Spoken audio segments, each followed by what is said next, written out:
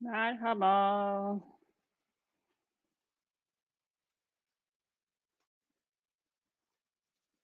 Selamlar. Evet, çok heyecanlı bir finalle beraberiz. 66. Eurovision Şarkı Yarışması'nın finali birazdan başlayacak. Çıkış sırasını görüyoruz. Çek Cumhuriyeti ile açılacak. Açılış şerefi verilen ülke bu sene Çek Cumhuriyeti. Tabii, sanatçılar için biraz da şanssızlık oluyor erken sırada çıkmak. Çünkü, çok kısa sürede çok fazla bir bilgi akışı olduğu için bir bombardıman oluyor ve sondakiler hatırlanıyor. Recency effect deniyor ona da. Gözlükleri çıkartalım. Ham ham ham.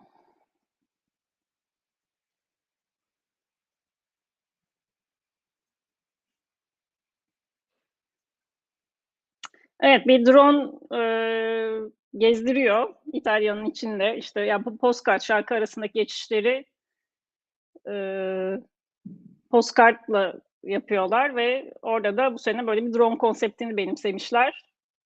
Hani bence çok güzel olmamış, çok yapay durmuş. Çünkü resimleri alıp böyle işte kalenin, nehrin bir şeyin üstüne yapıştırmışlar. Geçen sene de işte korona sebebiyle canlı çekim yapamayacakları için benzer bir tekniği kullanmıştı Hollanda ama çok daha doğal ve güzel durmuştu. Evet, başladı.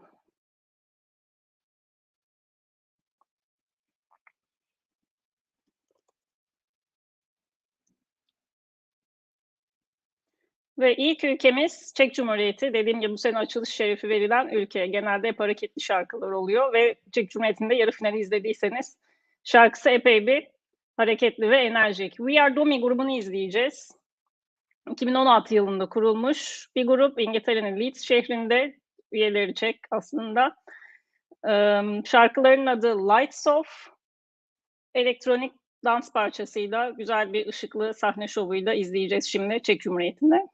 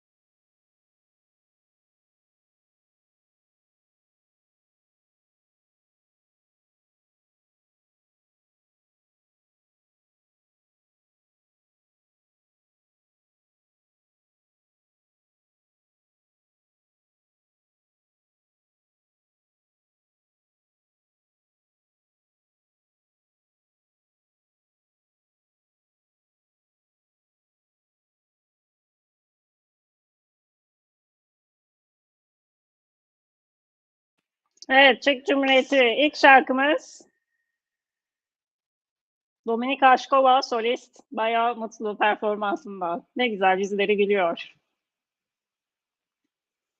Salon tam kapasiteyle dolu. Bu arada geçtiğimiz yıl yine korona sebebiyle 1/3 kapasiteyle yapılmıştı. Evet, drone bizi La Castella görüntüleri eşliğinde Romanya'ya götürüyor. Romanya 94 yılından beri yarışıyor. En iyi derecesi 2005 ve 2010'a aldı üçüncülükler.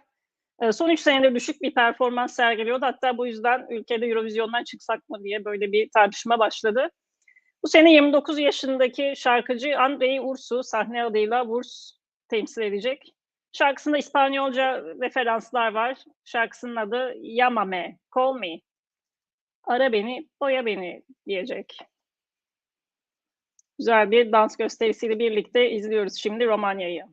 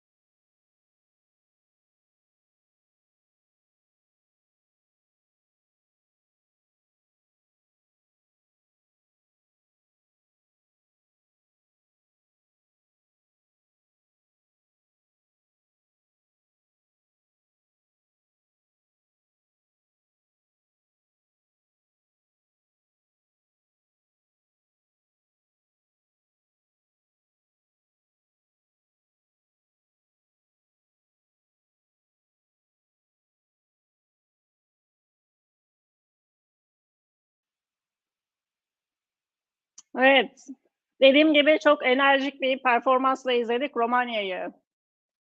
Finale çıkması yapanlar tarafından beklenmeyen bir ülkeydi. Biraz sürpriz yaptı. Performansıyla şarkıyı biraz yukarı çekti diye düşünüyorum. Sırada Portekiz. Kazanmak için en çok bekleyen ülke tam 53 yıl bekledi. 64'te ilk yarışmaya başlamıştı. 2017'de o efsanevi Salvador Sobral'la zaferi alana kadar 53 yıl bekledi. Bu seneki temsilci Maro. Çok duygusal bir şarkı. Sodade. İlk yayını izleyenler anlamını biliyor. Özlem olarak çevriliyor ama özlemden bir farkı var. Onu da şarkıdaki duygularınızı etkilememesi için daha sonra söyleyeceğim anlamını. İzliyoruz Portekiz'i. Saudade Saudade'ydi. Portekizce, İngilizce karışık.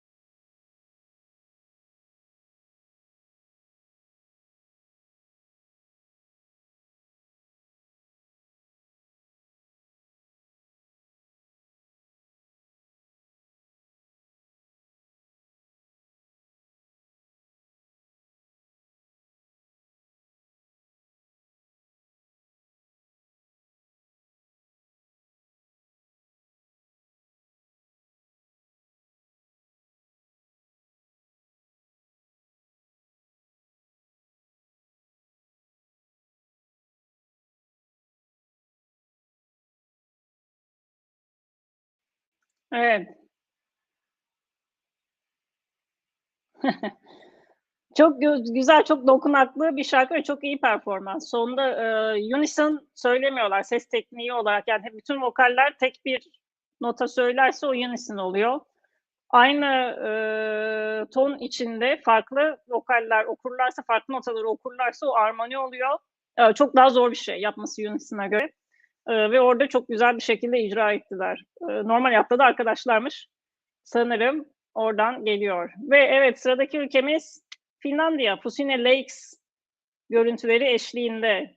Evet, buralar eskiden hep dutluktu. Hemen geldi Jezebel, Jezebel, Jezebel diye. Ve Eurovision'la ünlü olan gruplar olduğu gibi geçen seneki Måneskin gibi çok ünlü olup Eurovision'a gelenler de var. Rasmus, hatırlarsanız 2003 yılında efsanevi In the Shadow'la dünya çapında bir numara olmuştu. Bu sene tekrar ulusal finali kazanarak geldiler. Şarkıların adı Jezebel. Şarkıyı grubun solisti Laurie ve ünlü besteci Desmond Child beraber yazmışlar. Aerosmith ve Bon Jovi grupları şarkılar yazmış bir isim kendisi ve izliyoruz Finlandiya'yı.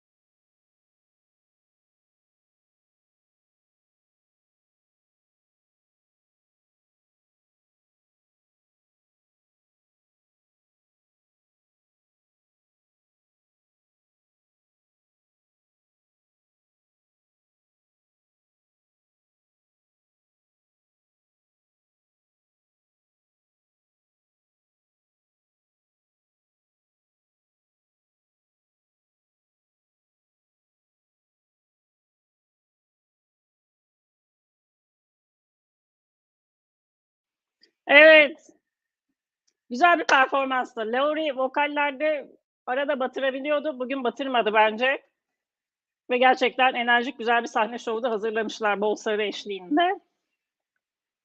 Bilmiyorum Dutluk ne düşünür? Dutluk, yorumlarını yaz chat'e. Evet ve İsviçre'ye geçiyoruz. Eurovision'u ilk kazanan ülke. Liz Asya 1956 yılında kazanmıştı İsviçre'de yapılan yarışmayı. Puanlar açıklanmamış, sadece birinci açıklanmıştı o sene. Ve geçtiğimiz yılın jüri birincisi oldu İsviçre, Arnavut asıllı John Stiers'ın Fransızca şarkısıyla. Diğer tek zaferi ise 89'da Celine Dion'la Atilla Şereftuğ'un yazdığı ve orkestra şefliğini yaptığı şarkıylaydı. Bugün Marius Bear'ı izleyeceğiz.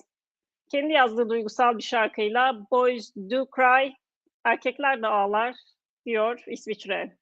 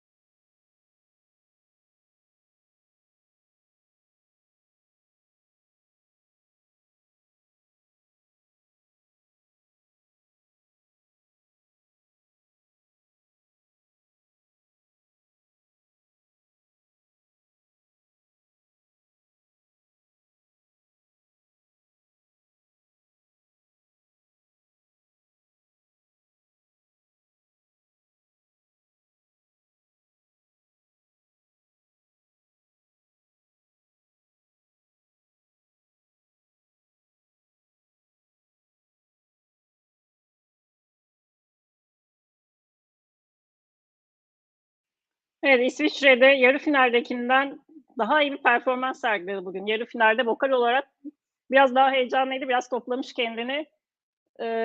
Bayık diyebilirsiniz ama orkestral anlamda güzel bir şarkı. Jüri oylarını alarak finale kaldığını düşünüyorum ben de. Bu arada bugün jüri oyları, yani birinci yarı final, ikinci yarı final, jüri oyları da açıklanacak. Bakalım kim nasıl çıkmış. Bu arada internetim gitti benim. Yayın dondu. Hayır, olamaz. Olamaz. Hayır. En çok korktuğum şey başıma geldi. Hayır, TürkNet. TürkNet kullanıyorum bu arada, internet.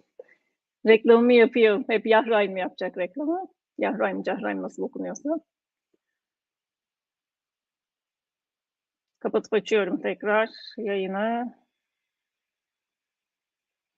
Hayır, hayır, hayır. Hayır.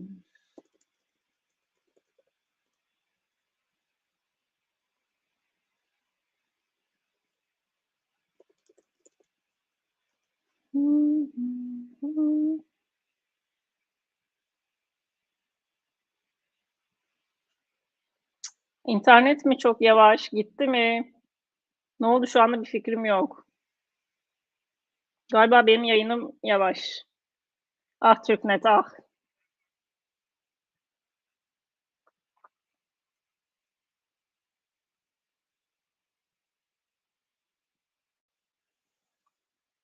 Yaktın beni Türknet. Evet ve Fransa'ya geçiyoruz. Alban ve Ahez ikilisi temsil edecek. Alban, Rennes şehrinden 29 yaşındaki müzisyen ve DJ ve Ahez vokalistleri arkada gördüğünüz. Şarkıların adı Full Bretonca, kıvılcım demek. İzliyoruz Fransa'yı.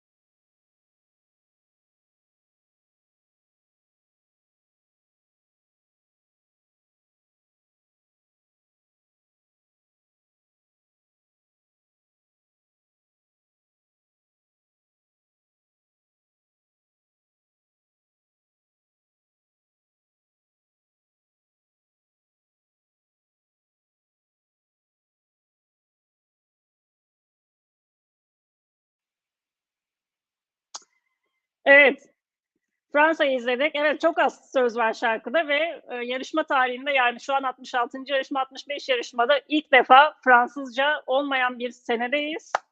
Çünkü şarkı Bretonca, Fransa'nın kuzeyinden yerel bir dile ait.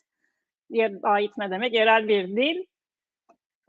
Dediğim gibi Alvan da kendisi Rennes şehrinden.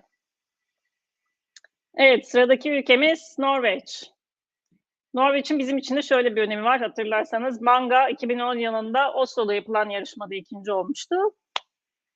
Derece anlamında Norveç 11 sonunculukla Eurovision tarihinin en başarısız ülkesi sonunculukları anlamında, ama 3 tane de birinciliği var. Bir tanesi 1995 yılında Secret Garden'ın efsanevi şarkısı, bol bol televizyonlarda duymuştuk, haberlerde özellikle, ve 2009'da Alexander Rybak'ın efsane birinciliği vardı. Şimdi troll gibi görünen bir grup temsil edecek. Oslo Ülke Ocakları gibi ama şarkı kalitesi ve vokal kalitesi gerçekten iyi. Give That Wolf a Banana. Şu kurda bir muz verin. Kırmızı başlıklı kız masayla dalga geçen eğlenceli bir şarkıyla izliyoruz.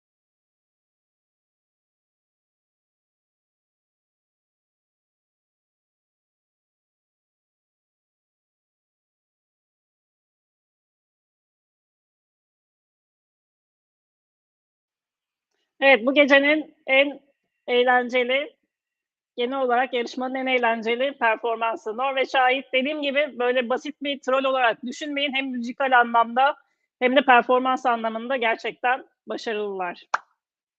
Tebrik ediyoruz kendilerini buradan. Bu arada kim oldukları bilinmiyor. DJ'in geçen seneki yarışmacı Tix olduğuna dair bir söylentiler vardı.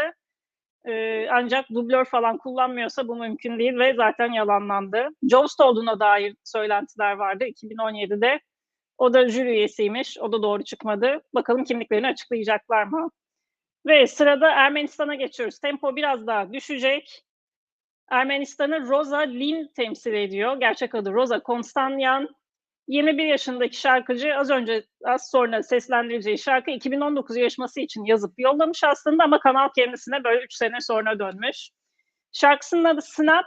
Burada parmak şıklatma anlamında kullanıyor. Bakalım bir parmak şıklatınca seni unutabilecek miyim? Unutamıyorum. Temasında bir şarkı izliyoruz Ermenistan'ı.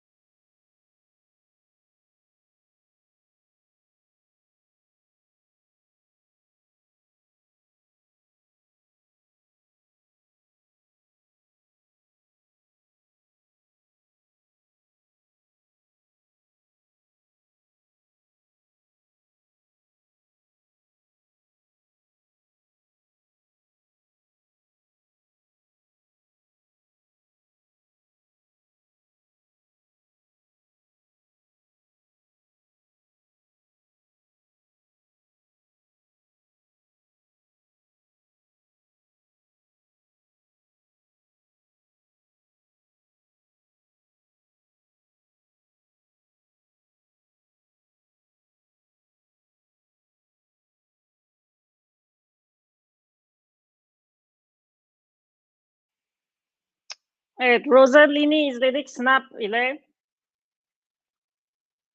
Kendisi de güzel bir performans sundu bizlere ve evet, yırttığı şeyi bu sefer tek seferde yırttı. Geçen sefer basın toplantısında onu sormuşlardı.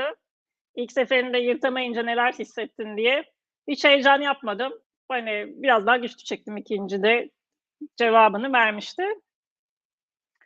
Evet, çok kötü sunucumuz Laura Pausini ve yanında iyi sunucumuz Mika.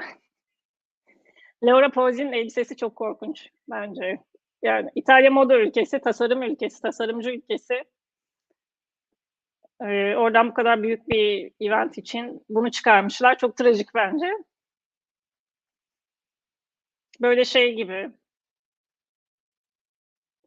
Üçüncü sınıf abartılı nişan elbisesi satan yerlerdeki elbiselere benziyor böyle o kumaşı falan.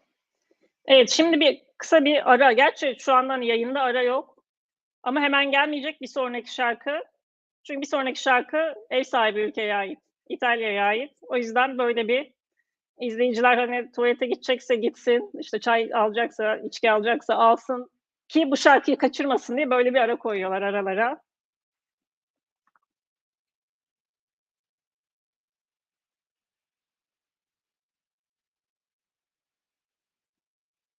TRT buralar tabii reklam aralarına girdiği için biz bunları hiç görmüyorduk. Sanki sadece şarkılar arka arkaya çıkıyormuş gibi geliyordu bize.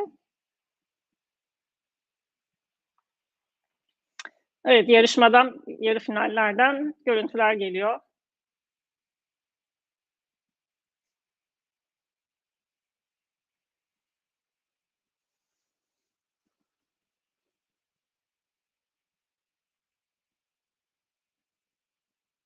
Böyle elenen şarkıcıları böyle onar etmişler finalde göstererek diyeceğim. Elenmeyenler de var şimdi. Birazdan izleyeceğimiz şarkıcılar da çıktı ekrana.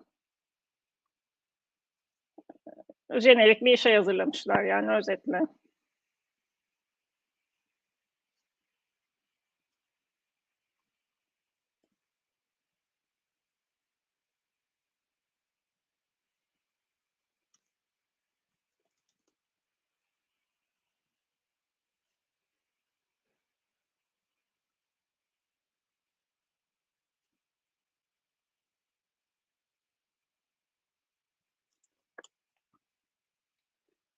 Evet, yarışmayı önceden takip eden böyle süper fanlar çok mutsuz İtalya'nın ev sahipliğinden çünkü epey kötü bir ev sahipliği yapıyorlar.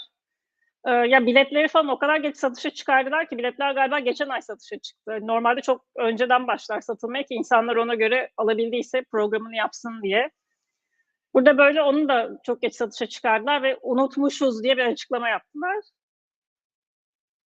Ya nasıl unutabilirsin böyle bir şeyi? Artı işte sonra organizasyonda bir sürü sorun çıktı. Akreditasyonlarda sorun çıktı. İşte bu fan medyası çok sinirlendi. Sahnede çok fazla sorun çıktı. Sahnede arkada yaptıkları bu yay normalde dönecekti kendi etrafında. LED ekranı yani LED ekran kullanmak isteyen, görüntü verecek olanlar oraya onu kullanacaktı. Spot olarak kullanmak isteyen o ışıklı tarafı çevirecekti, onu kullanacaktı. Ve böyle yarışma 2 hafta kala önce bozuldu dediler. Sonra bozulmadı ama yavaş çalışıyor. O yüzden biz çevirmemeyi tercih ediyoruz dediler. Ve bir sürü ülkenin özellikle işte birazdan izleyeceğimiz Litvanya, Estonya bundan çok kötü etkilendiğini açıkladı. Bir sürü ülkenin son saniyeli performanslarının, sahne şovlarının değişmesine sebep oldular. Bayağı büyük hatalarla gidiyor yani İtalya. Sunucular hani senkronize değil, bayağı kötüler. Muhtemelen çok geç başlamışlar çünkü çalışmaya. Tabii kolay bir şey değil. Çok uzun bir süre. Hem yarı finaller hem final. Çok uzun süredir beraber prova yapıyor olmaları lazım da onu yapmış gibi durmuyorlar. Yani Mika doğal yeteneği ve karizmasıyla götürüyor gibi görünüyor şu anda.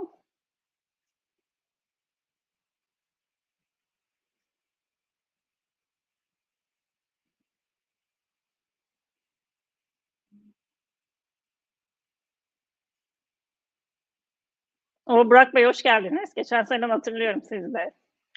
Favorileriniz kim? Ha, Hollanda demişsiniz. Evet, Hollanda kazanamaz. Ya zaten bu sene bence kazanan belli. Bahislere göre de belli. Ki bahisler son birkaç senedir yayınlanmıyorlar. Ah, tuzlu erik, afiyet olsun. Bellissimo. Evet, bildiğimiz bazı İtalyanca kelimeler arada. Bu arada çok başarısız oldukları, işte, konularda bazı esprileri sadece İtalyanların anlayacağı espriler koymuşlar aralara, o şekilde yapmışlar. Ya, ben izlerken anlamıyordum ama meğer İtalyanca bilen birine espriliymiş mesela. Evet ve drone bizi yarışmanın yapıldığı Torino şehrinin görüntüleriyle İtalya performansına götürecek. Ülkenin toplam 46 katılımı var. Eurovision atası Sanremo Festivali hâlâ devam ediyor ve Sanremo'yu kazananlar zaten Eurovision'a geliyor. Onun ülkesi 3 de zaferleri var. Bundan öncekiler 65 ve 90 yılındaydı. 91 ev sahipliği beğenilmemişti bu arada. Bu sene Mahmut ve Blanco temsil ediyor. Mahmut'u hatırlarsanız 2019'da Soldi adlı şarkısıyla 2'nci olmuştu. Bu sene çok daha farklı bir tarzı var Mahmut'un. Şarkı olarak birazdan göreceksiniz. Brividi, ürperti anlamına geliyor ve izliyoruz İtalya'yı.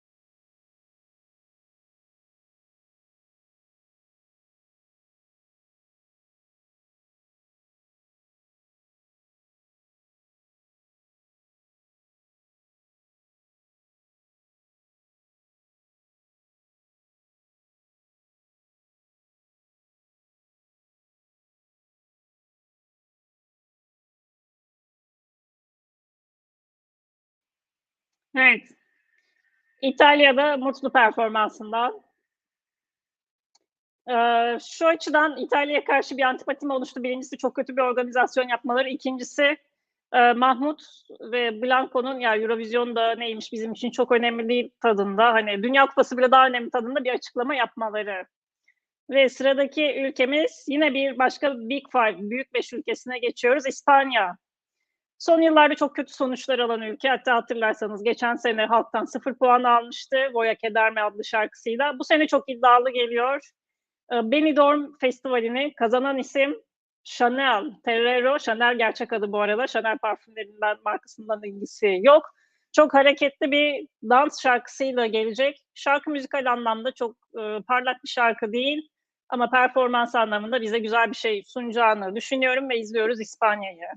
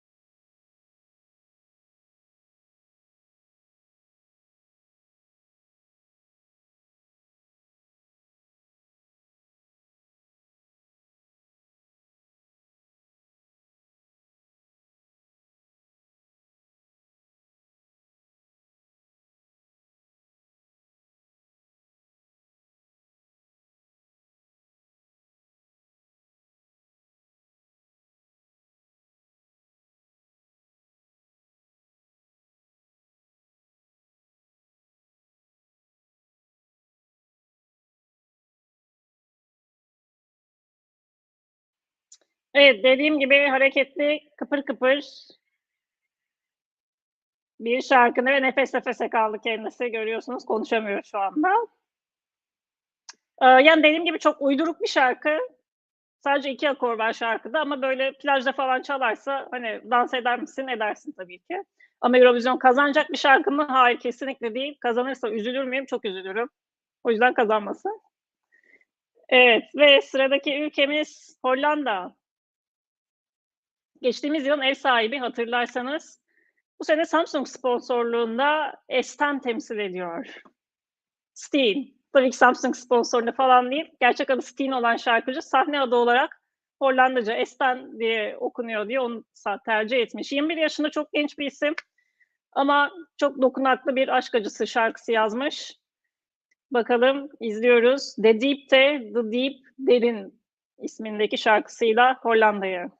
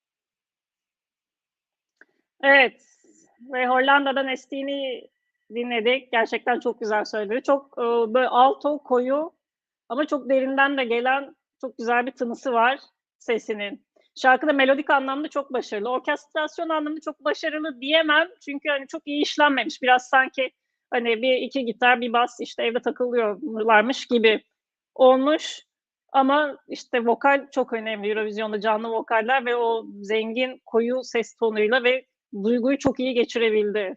O konuda çok başarılı, tebrik ediyorum Hollanda'yı. Evet, aha balon çıktı diyorlar ve sıradaki ülkemiz Ukrayna. Eurovision'un en başarılı ülkelerinden biri. 2004'te katılmaya başladı ama şimdiden 2 birinciliği var.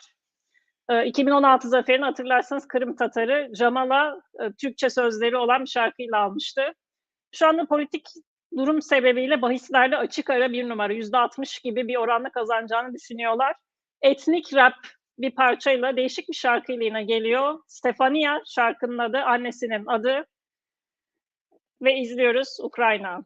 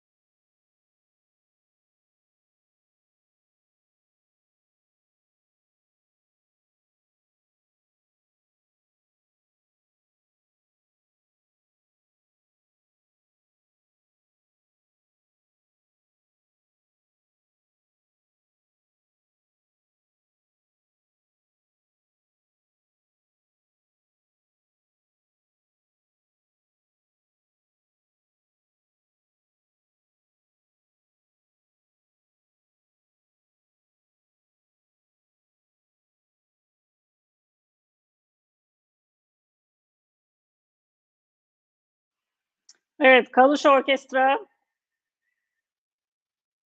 Evet,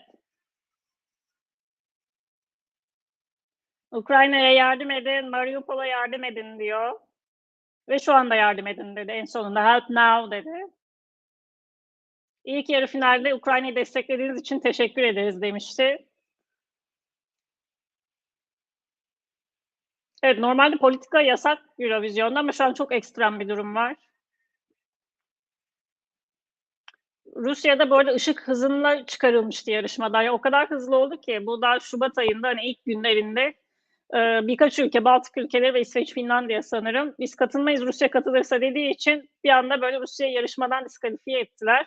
Rusya da orada bir vites arttırıp Avrupa Yayıncılar Birliği'nden komple çıktı. Çok başarılı ve renk katan ülkelerinden biriydi. Hep orijinal işler çıkartan, kaliteli işler çıkartan ülkelerden biriydi Rusya. Evet, bu sene Ukrayna bu konuşmasında da belli ki artık hani bizi kazandırmanız lazım, bize kazandırmak zorundasınız diyor. Ama şöyle hani televote'da işte çok aslında hani oy vermeyen, çok ilgilenmeyen birisi bile hani sadece bir tane oy atayım dese bile çok iyi oy alacaktır diye düşünüyorum ben halktan, jürilerden de alabilir. Birkaç ülke hatta işte bu Baltık ülkeleri, Gürcistan, Polonya gibi ülkelerden hem halkta hem jüride 12 alabilir diye bekliyorum ben. Bakalım çok az kaldı. Bir 2 saat sonra falan göreceğiz kimden kaç aldığını. Ve bakalım drone'umuz bizi nereden uçuracak? Yine Turin. Evet, Torino şehrinden görüntülerle Almanya'ya geçiyoruz. Bir diğer büyük 5 ülkesinden biri. İlk yarışmadan beri, 56 yılından beri yarışıyor Almanya ancak sadece 2 zaferi var. Bunları özellikle söylüyorum çünkü sanki hep Türkiye'nin hakkı yeniyormuş gibi bir izlenim var ama görüyorsunuz 66. kez şu an yarışacak ülke Almanya. Big Five ülkesi, o bile sadece 2 kere kazanmış. Biri Lena Meyer-Landrut, Manga'nın önündeydi. Lena'nın amcası da şu an AB Türkiye Delegasyonu Başkanı. Bugün Malik Haris temsil ediyor. 24 yaşındaki genç şarkıcı, pop rap karışımı bir şarkı. Rockstars, Geçmiş Günler Özlemi anlatan bir şarkı. İzliyoruz Almanya'yı.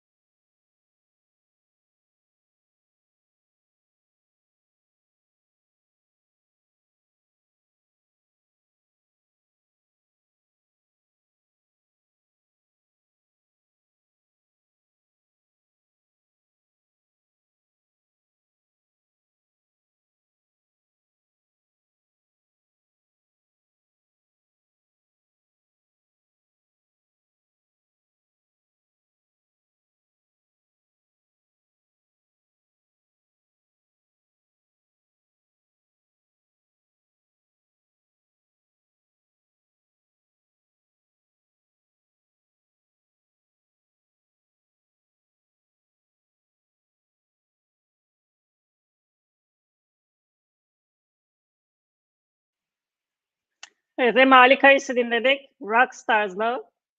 Geçmiş güzel günler özlemi yaşayan bir şarkı. Sözleri sanki çok böyle şeyler yaşamış ve çok geçmişi özlemek için sebepleri olan bir isim gibi ama 24 yaşında. Henüz ne yaşamış olabilir diye düşünüyorum bu şarkıyı yazmak için. Ve derken sıradaki ülkemize geçeceğiz. Şimdi Litvanya gelecek, Azerbaycan'a sadece bir şarkı kaldı. Drone'umuz yine bizi uçuruyor. İtalya'nın Bergamo şehrinden görüntülerle, Kuzey İtalya'da güzel bir şehir Bergamo. Litvanya'ya geçiyoruz. 96 yılından beri yarışıyor Litvanya ve Baltık ülkeleri arasında henüz zaferi olmayan tek ülke. 2001'de Estonya, hemen 2002'de Letonya kazanmıştı, 2003'te Türkiye kazanmıştı. Şanssızlıkların pek peşini bırakmadığı bir ülke son senelerde düşük performans gösteriyordu.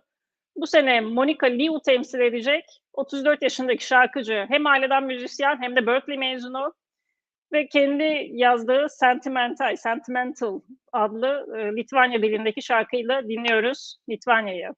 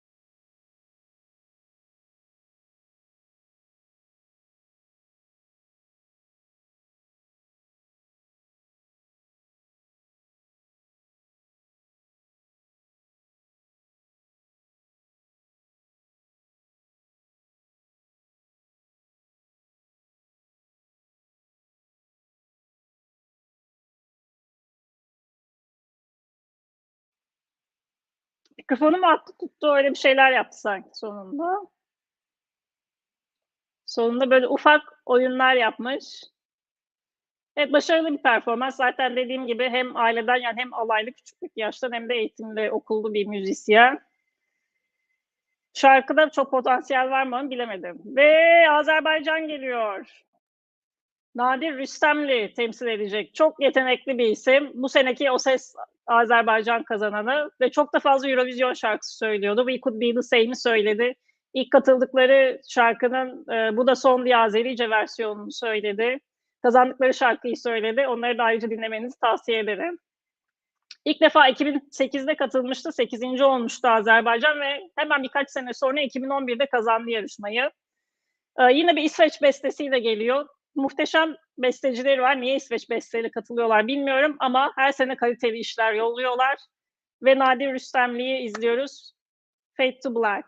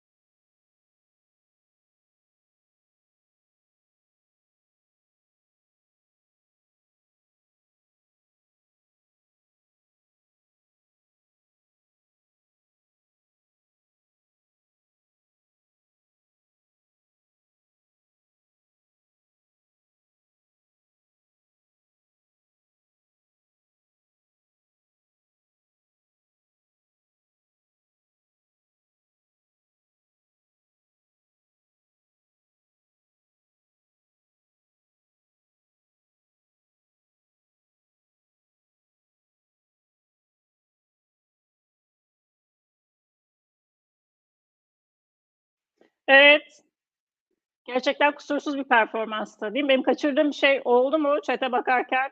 Sizin yorumlarınız nedir? Çok iyi. Ya, şarkı kurgu anlamında çok değişik. Standart pop formatında değil, böyle bir melodi üzerine kurulmamış, orkestrasyon üstüne kurulmuş, işte, sondaki vokal üzerine kurulmuş. Yani piyanoyu alın, işte, string kuarteti, işte, keman, viyola, cello'yu alın, onlardan bir classical crossover şarkısı olabilir. O kadar kaliteli bir müzikal altyapısı var şarkının. Nadire kusursuz okudu. Çok zor bir vokal aranjmanı olan şarkıyı. Ayrıca yükseklik korkusu varmış kendisinin. Onun için, sanırım terapi falan görmüş çünkü bayağı da yukarıda ve hareket eden bir şeyin üstündeydi. Ayrıca yatarak şarkı söylemek en zor pozisyonudur çünkü diyafram kapalı oluyor. Ve Belçika'ya geçiyoruz. Jeremy Marquez'e o da bir O Ses kazananı. Bakalım dinliyoruz. Şarkısının adı Miss You, Seni Özlüyorum gibi bir anlamı var.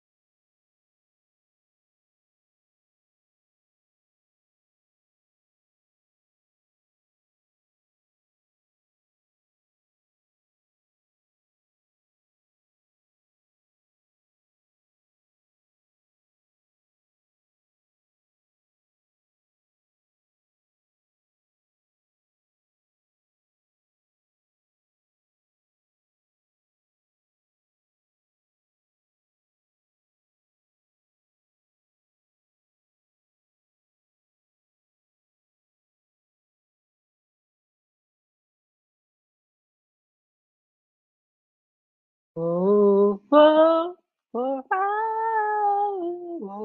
oh.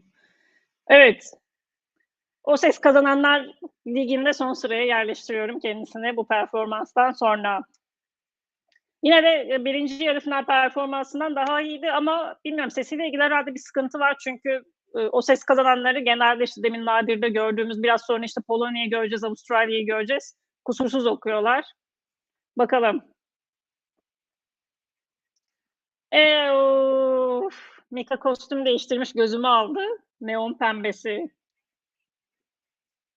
Laura Pausini çok ünlü bir şarkıcı dediğim gibi onun da kostümü ama 3. sınıf işte Çankaya'daki butiklerden falan çıkmış gibi ya da Eminönü'nde. Official DVD hala izleyen var mı bilmiyorum ama DVD reklamı yapıyorlar şu anda. Bütün performansları sonra hani hem tek tek ülke olarak hem de genel bütün yarışmayı Eurovision'un YouTube kanalında görebileceksiniz. Bu arada Kanaldan 1.000.000 kişi izliyor olabilir.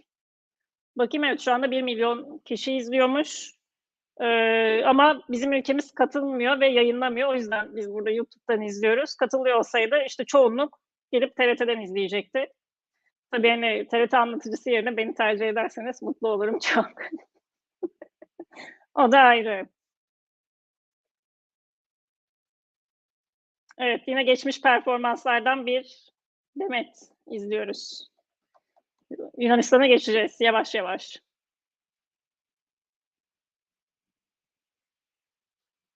Evet, elenen San Marino'dan efsane görüntüler. Herhalde Türkiye bir 50 sene daha katılmaz onun üstüne. Gürcistan benim favorilerimden bu sene. Kıbrıs kötü bir performansla eğlendi. Güzel bir şarkı. Araş'ın yazdığı bir şarkı. Katılsaydık Türkiye'den oy alabilecek bir şarkıydı.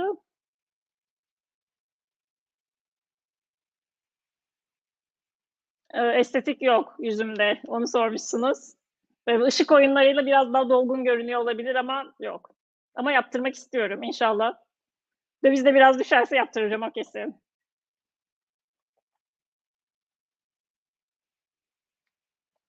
Evet, Norveç hem eğlenceli hem de gerçekten müzikal anlamda da boş bir şarkı değil. Performans anlamında da gayet güzel söylediler çıkıp.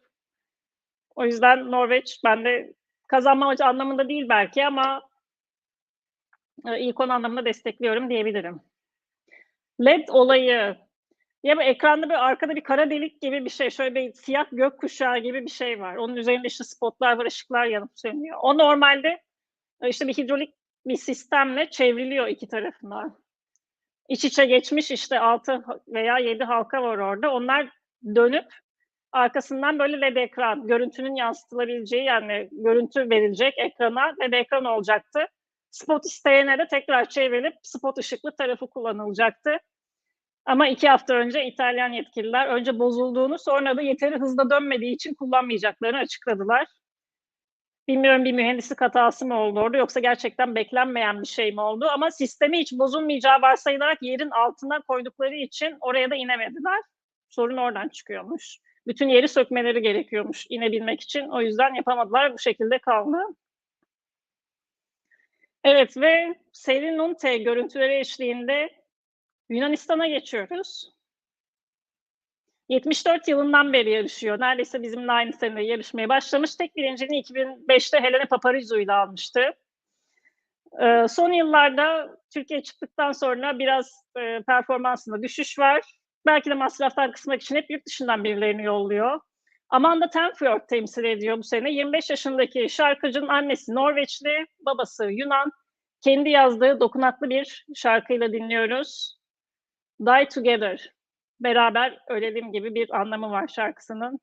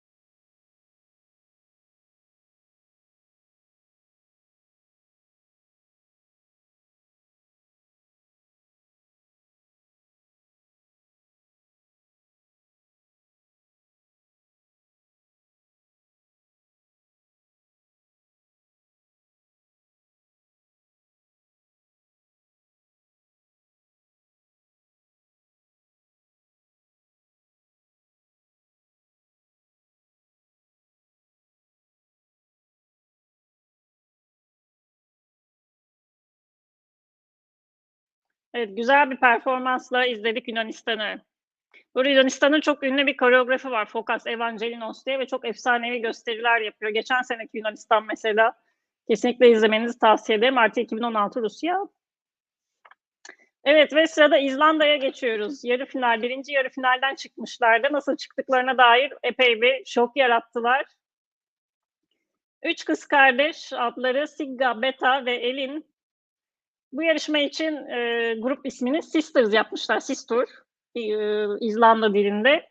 Ve İzlanda dilinde söyleyecekler. Met Hakandi Sol, yani yükselen güneşle birlikte şarkıların adı.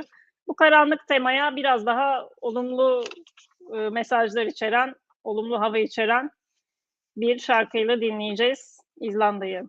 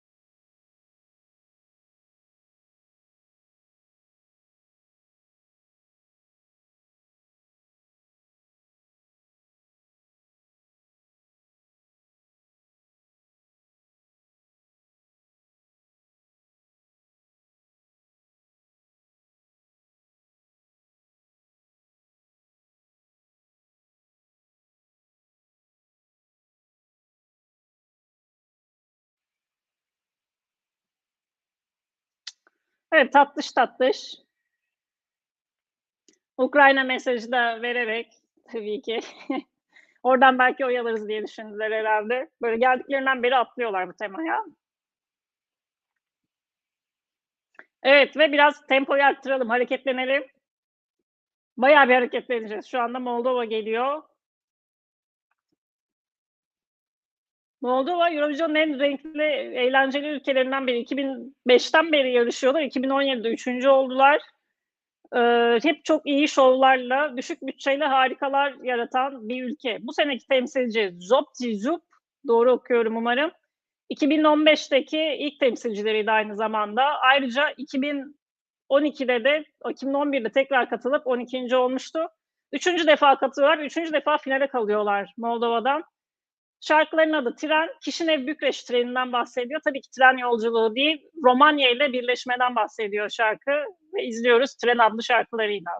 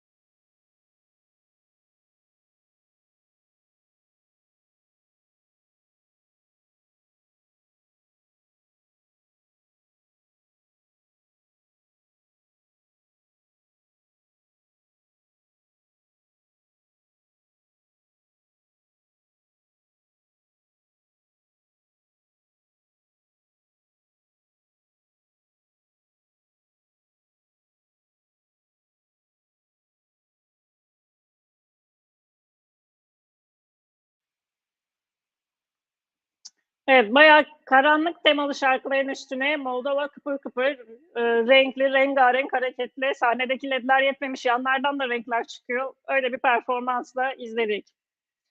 Bu arada şarkı tabii ki trenle ilgili değil ama Kişinev Bükreş treni diyor. Trenden bahsediyor demiştim.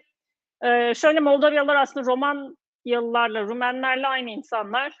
Sadece politik olarak İkinci Dünya Savaşı'ndan sonra bu şekilde bölünmüşler. Moldova kısmı Sovyetler Birliği'yle kalmış, Romanya ayrı bağımsız olmuş. Rumence konuşuyorlar Moldavya'da da yani pek bir farkı yok. Şarkıda o yüzden birleşme üzerine. Ve sırada tanıdığınız bütün büyük isimlerin prodüktörlüğünü yapan ülkeye geçiyoruz. Evet, İsveç. Dünya müziğinde çok önemli bir yere sahip. Eurovision'da da çok dominant ülkelerden biri. Bu son 10 yılda sadece 3 kere kazandı. Son 10 yılda pardon 2 kere kazandı. Allah mı söyletti acaba? Cornelia Jacobs temsil ediyor. 30 yaşındaki şarkıcıyı kendi bestesi Hold Me Closer'la dinleyeceğiz.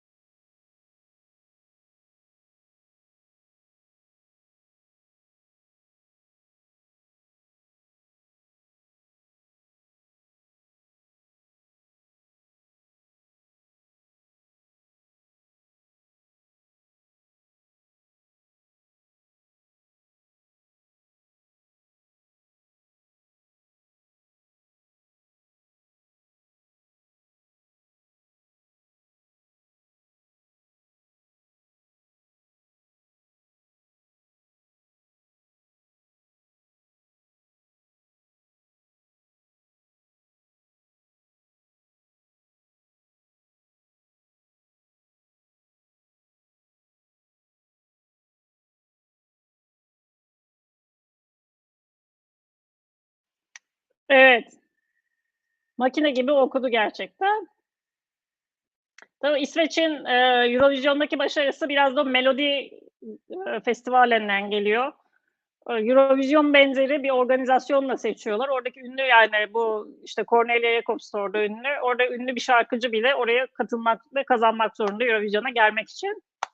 Ayrıca böyle yurt dışından falan jürileri var. İşte halk oyu var, jüri oyu var, yabancı jürilerin oyları var. Epey profesyonel bir organizasyon.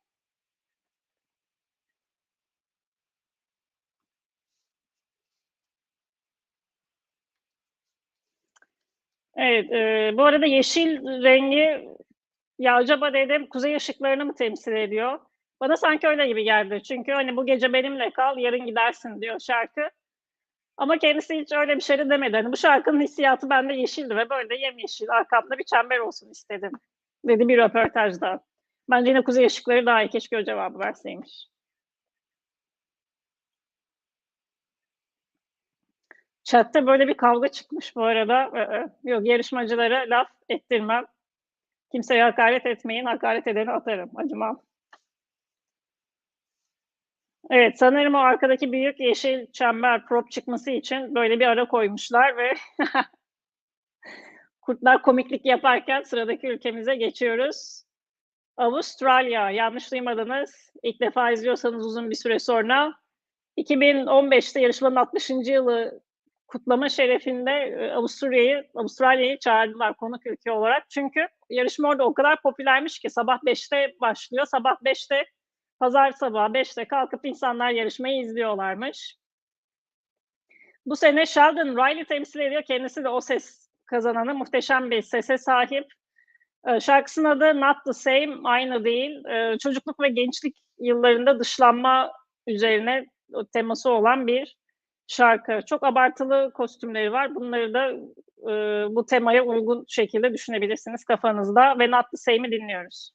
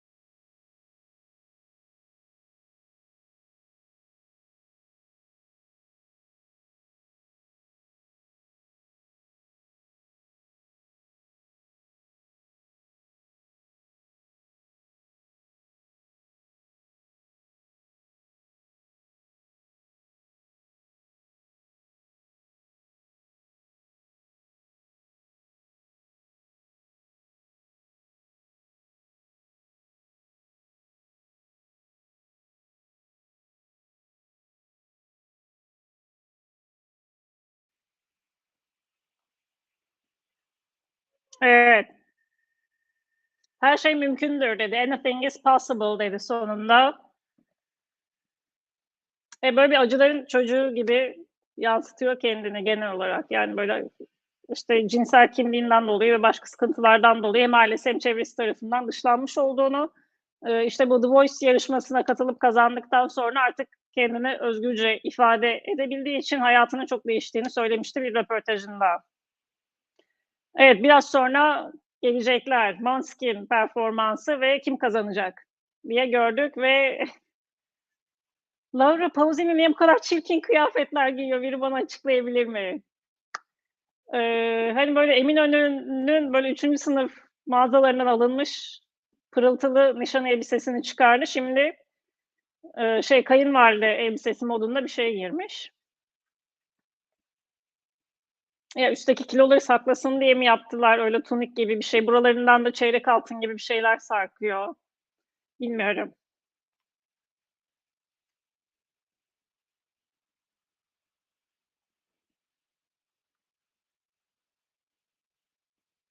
Evet.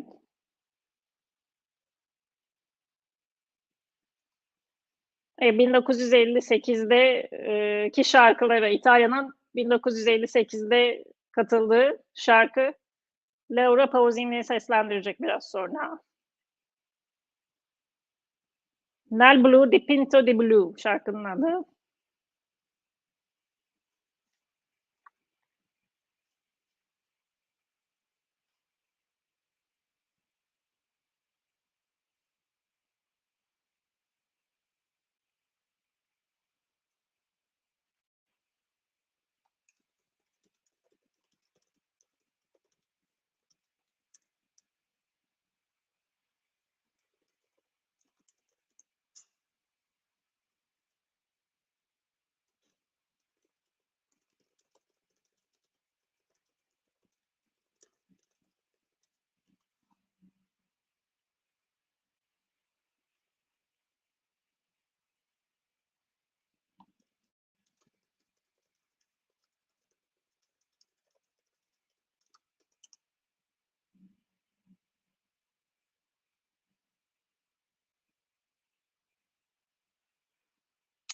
Evet, Laura Pausini daha önceki yayınlarda dediğim gibi çok iyi bir şarkıcı.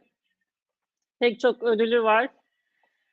Şarkıcılığına lafım yok. Sunucu olarak biraz daha çalışmalıymış ama özellikle kostümlerini kim yapıyorsa tasarımcısını bir an önce işinden atmalı ve yeni bir tasarımcı edinmeli. Çünkü öyle, hani, çok kötü bir fiziği de yok, herhangi bir şey giyemeyecek gibi. Çok daha güzel kostümler tasarlanabilirmiş bu özel gece için. Evet, orta bir San Giulio şehri görüntüleri eşliğinde şu anda İngiltere'ye geçiyoruz. İngiltere sadece ilk yarışmayı kaçırmış. 1957'den beri yarışıyor. 5 tane birinciliği var ancak sonuncusu 97'de. 97'de bizim için şöyle bir önemi var. Şebnem Paker'in 3. olduğu sene İngiltere kazanmıştı. En çok ikinci olma şerefini elinde tutuyor. Tam 15 kere ikinci olmuş. Son yıllarda hep sıfır çekmesiyle meşhur ama bugün Sam Ryder temsil ediyor. TikTok fenomeni. TikTok'ta en son 13 milyon kadar takipçisi vardı. Bakalım Sam Ryder'ı izliyoruz. Spaceman'le.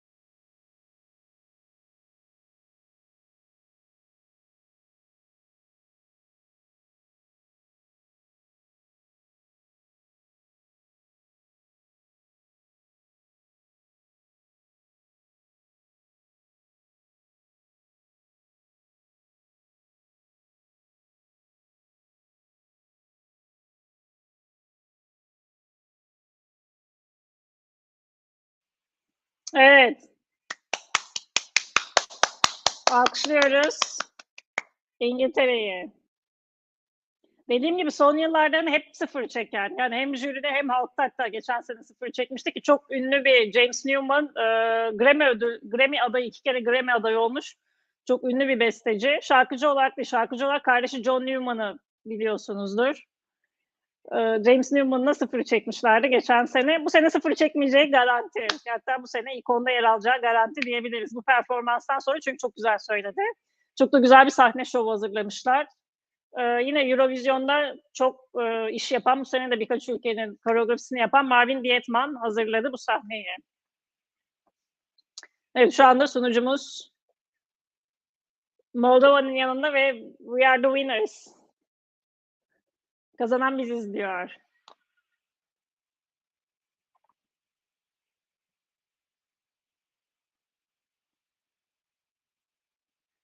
Evet, Mika'yı korkunç, gözümü alan fuşya kostümüyle görüyoruz. Şöyle yapıyorum bakmamak için Mika'ya. Evet, çok büyük propları var İngiltere'nin. Yani işte gördüğümüz gibi o uzay mekiğini yapmak için bayağı büyük ürünler kullanmışlar. O çıkacak. O yüzden böyle Green Room'da şu anda, evet, arkadaşlarıyla Portekiz'i gördük. Hola! Evet, Romanya daha çok İspanyolca konuşuyor, İspanyol gibi davranıyor. Bu arada bir şey, kostümlerde bir böyle tema belirgin oluyor. Geçen sene gümüş rengi pırıltılıydı. Bu sene de taş kullanmak çok moda olmuş. Herkes bir taşlar doldurmuş kostümüne. Kavuş o şapkadan görebiliyor mu acaba şu kadar?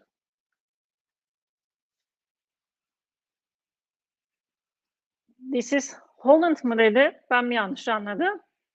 Holland dediyse yanlış. Sonra galiba Poland diye düzeltti. Evet, Polonya. 94 yılında ilk defa yarışmaya katıldı ve yarışma sonrası geniş çapta bir üne kavuşan Elisa Gorniak adlı şarkıcıyla ikinci olmuştu. Bundan da daha iyi bir derece elde edemedi. Son yıllarda hep düşük performans, hep eleniyordu, ancak bu sene çok iddialı geldi.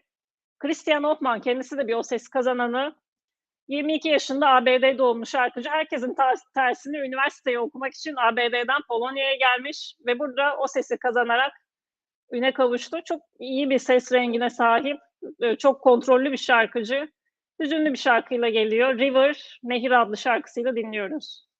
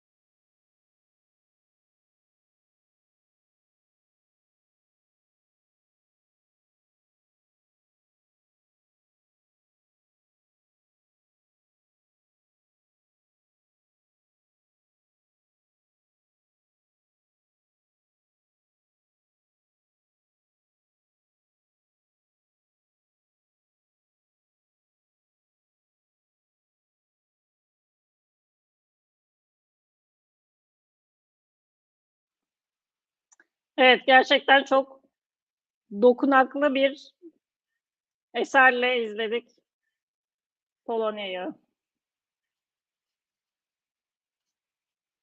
Evet, bu anı sizinle paylaştığım için çok mutluyum. Teşekkür ederim. Çok güzel görünüyorsunuz dedi. Seyirciyi de övdü inmeden, sahneden. Evet ve Sırbistan'a geçiyoruz. Çok efsane bir şarkıyla gelmiş bu sene Sırbistan. Eurovision'da genelde başarılı profil çizen bir ülke idi ama ilk ona giremiyor son zamanlarda. Konstrakta bunu değiştirmek için geliyor bugün. 2007 yılında Maria Şerifoviç'le kazanmıştı hatırlarsanız. Çok derin anlamları olan bir şarkı. İşte güzellik dayatması, sağlığın, güzelliğin sağlık belirtisi olduğu gibi yanlış sanrıyla pazarlama yapılması, işte güzel olmayanın özellikle burada sanatçılar için diyor sistemden yıkanması, o el yıkama göreceksiniz çok. Onu temsil ediyor. Sanatçı sağlıklı olmalıdır diyor. İşte Sırbistan sağlık sistemini eleştiriyor özel sigortam yok diyerek. Ve ruhumuzun nasıl hasta olduğunu anlatıyor Sırbistan.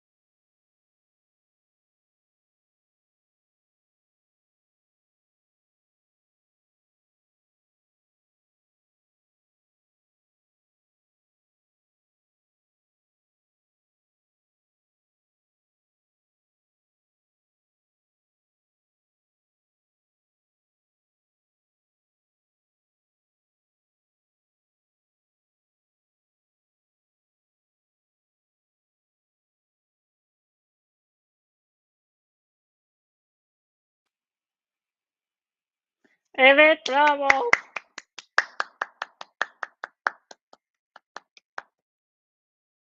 Evet, Sırpça bir şarkı ama Sırpça da Türkçe gibi yazıldığı gibi okulan ve çok kısa hecelerden oluşan bir dil.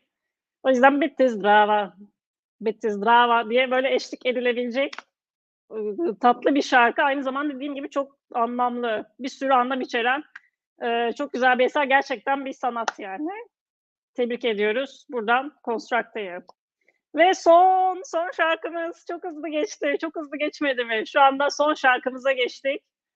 En son Estonya'yı izleyeceğiz. Stefan Ermeni asıllı şarkıcı temsil ediyor bu sene Estonya'yı. 94 yılından beri katılan ülke 2001 yılında kazanmıştı. Bu sene LED ekrana göre bir şov hazırlamışlardı. Dediğim gibi ekran dönmediği şu an spot tarafı olduğu için performansları çok etkilendi.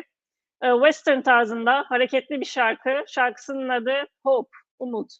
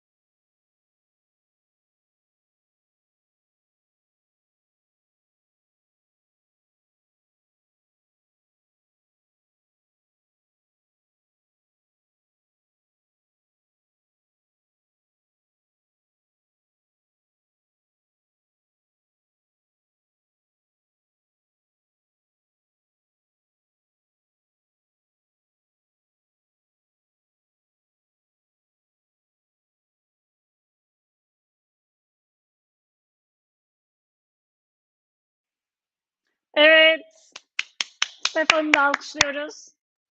Gecenin son şarkısı. Evet, ümidinizi kaybetmeyin. Daha iyi yarınlar için ümidinizi kaybetmeyin dedi. Evet, Ermeni asıllı Stefan Arpatyan galiba. Tam adı, bakayım ona da.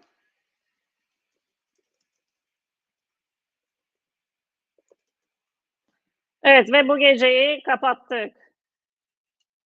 Daha fazla yarışmacı izlemeyeceğiz.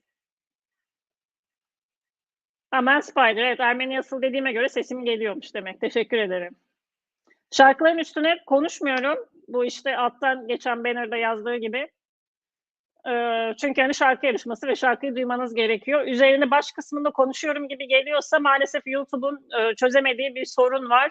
Canlı yayında geç ulaştırıyor yayını. O yüzden size 4-5 saniye gecikmeli gelmesi normal. O yüzden şarkının 2-3-4 saniyesinde sesimi duyuyor olabilirsiniz. Ama hani çok şarkının ortalarında konuşuyorsam da uyarın lütfen. Ukrayna'ya ciğerimi bastım. Şey mi? Bahis falan mı bastınız yoksa? Evet, biraz sonra oylama başlıyor. Eurovision'a katılan ülkeler burada görünmese bile birinci yarı final, ikinci yarı final yarışmış, elenmiş olabilir. Yeterli ki yarışmaya katılmış olsun. Ülkeler de yaşayan bir arkadaşınız varsa oy vermesini isteyebilirsiniz. iOS'ta ve Android'de ikisinde de var. Bir aplikasyon yükleyip oy verebilirler. Ya da kendi ülkelerindeki resmi yayını açarlarsa orada altta işte nereye SMS atacakları, nereye arayacakları yazıyor. Burada hatırlarsanız Bülent Özveren hep işte yurt dışından bizi izleyen sevgili izleyicilerimiz lütfen şu an bulunduğunuz ülkenin yayınına geçin diye birkaç kere uyarı yapıyordu. Çünkü o zaman hani aplikasyondan da oylama yok. Mutlaka işte İtalya'da Rai'den bir yerde RT'den bir şeyden açıp o numarayı bulup oraya mesaj atmaları gerekiyordu. Şu anda aplikasyon olduğu için dediğim gibi bu yarışan ülkelerde yani yarı final önemli. Yeteri kadar konuşamıyorum şu anda. Yeter ki yarışmaya katılmış olsun. Oy vermelerini isteyebilirsiniz. Biz de Soydan'dan isteyeceğiz biraz sonra.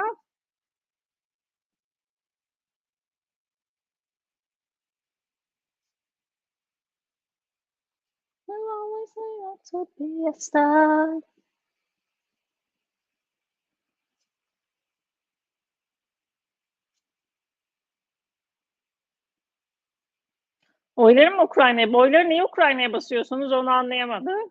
Çok mu beğendiniz? Şarkıları bir tekrar görüyoruz.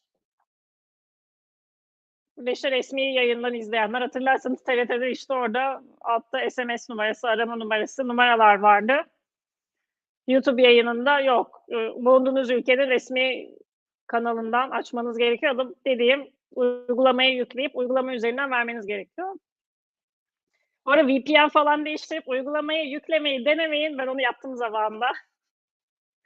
Büyük bir saflıkla. Çünkü öyle bir şey yok. Aslında uygulama sizin telefonun SMS atmanızı kolaylaştırıyor sadece. Yani işte böyle tek tek girip yazmak rakamları yerine oradan işte şu ülke diye seçiyorsunuz ve o SMS atıyor oraya. Ha, bu sene çok kaliteli şarkılar var bence. İşte ilk beşimi saymıştım. Azerbaycan iyi, İngiltere iyi, Polonya iyi, Portekiz iyi, Sırbistan iyi. Burada şeyi değerlendirmem hem müzikal anlamda hem de sözler ve performans. Hepsini bütün olarak değerlendirince bu 5 diğerlerinden bir tık daha öne çıkıyor. Mesela İsveç falan da çok iyi ama sözleri biraz daha sıradan. İşte Yunanistan da çok iyi ama sözleri yani die together ne demek? Yani birine aşık oldun ve seni terk ettiğinde niye ölüyorsunuz? Yani ben çok edebiyatla çok ilgilenen ve söz sanatlarıyla böyle çok kafa yoran bir insanım. Ona böyle bir mecaz anlam ne olabilir diye düşündüm ve Die Together'ın hiçbir anlamı yok gerçekten. Beraber ölelim ve benden başkasını sevemi ben de seni seveyim diyor sadece. Bir de bu ilk beşimi aldığım işte saydığım demin 5 tane ülkenin hiçbiri aşk şarkısı değil. Aşk şarkısı olmayan şarkıyla temayı yapmak çok zor. İşte gösteriyi düşünmek zor, her şey zor. Aşk çok kolay bir tema hem şarkı yazmak için hem de gösteri yapmak için. Evet, buruk aşk şarkıları arasında Hollanda güzel bence de.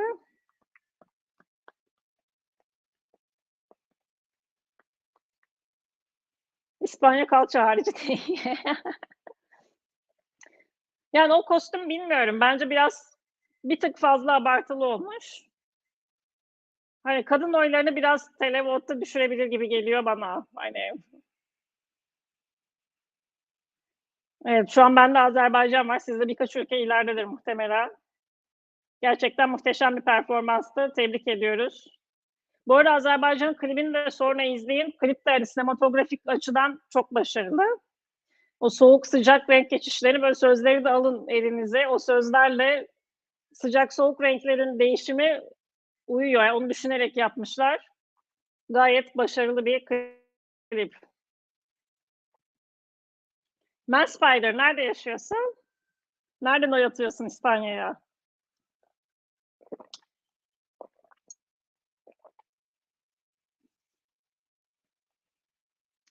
Umarım Türkiye olarak biz de katılırız en kısa zamanda. Evet, inşallah. Sanırım 2024'te belki katılırız. Ama gördüğünüz gibi yarışmada seviye çok değişti. O yüzden şu anki meşhur şarkıcılar bilmiyorum burada ne yapar. Çok da ümitli değilim o anlamda. Biraz yeni yetenekler keşfetmek, yeni gençleri, orijinal işler yapan gençleri bulmak lazım. Man Spider, Azerbaycan'da at bir tane. İngiltere'ye at. Baş favori Polonya'ya at, bir de Polonya'ya. Benim için bunları atar mısın?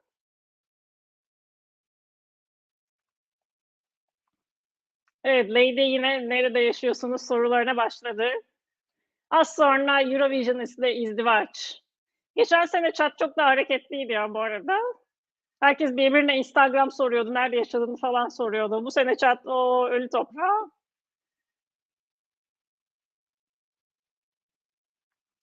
Search the found of universe down some black holes. Aa, İsveç komşu. Tamam. Bülent Özveren çok haklı. Hep komşu, herkes komşusuna veriyor. Soydar sen de İngiltere'ye atamıyorsun sen ya. Tüh. İngiltere at diyecektim sen de. Azerbaycan ve Polonya'ya at. Ha bir de Sırbistan'a at. Böyle bir sanat eseri üst sıralarda yer almalı. İtalya nasıl? Ya İtalya şarkı olarak bence güzel ama tipler çok itici ve performans çok itici geldi bana. Yani görsel bir şey olduğu için şarkıyı dinlesem belki sadece severim ama görsel bir şey de olduğu için o görsellik beni pek etkilemedi açıkçası.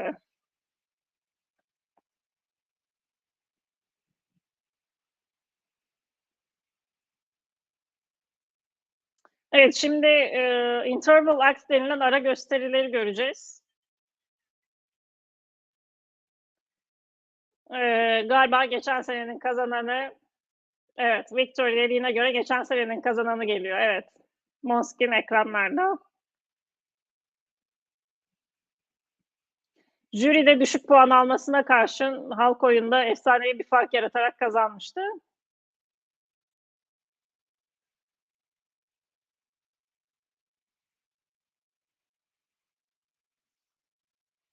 Ve son 2 senedir bu yarışmayı kazananlar dünya çapında üne kavuşuyor. İşte önce Duncan Lawrence, geçen sene Måneskin. Bu arada Maneskin diye okuyorlar ama aslında Måneskin diye okunuyor galiba. Bilmiyorum, ben Spider daha iyi bilir. Danimarkaca bir kelime çünkü. Danca bir kelime. Ay ışığı anlamına geliyor. Sanırım Måneskin diye okunuyor esas.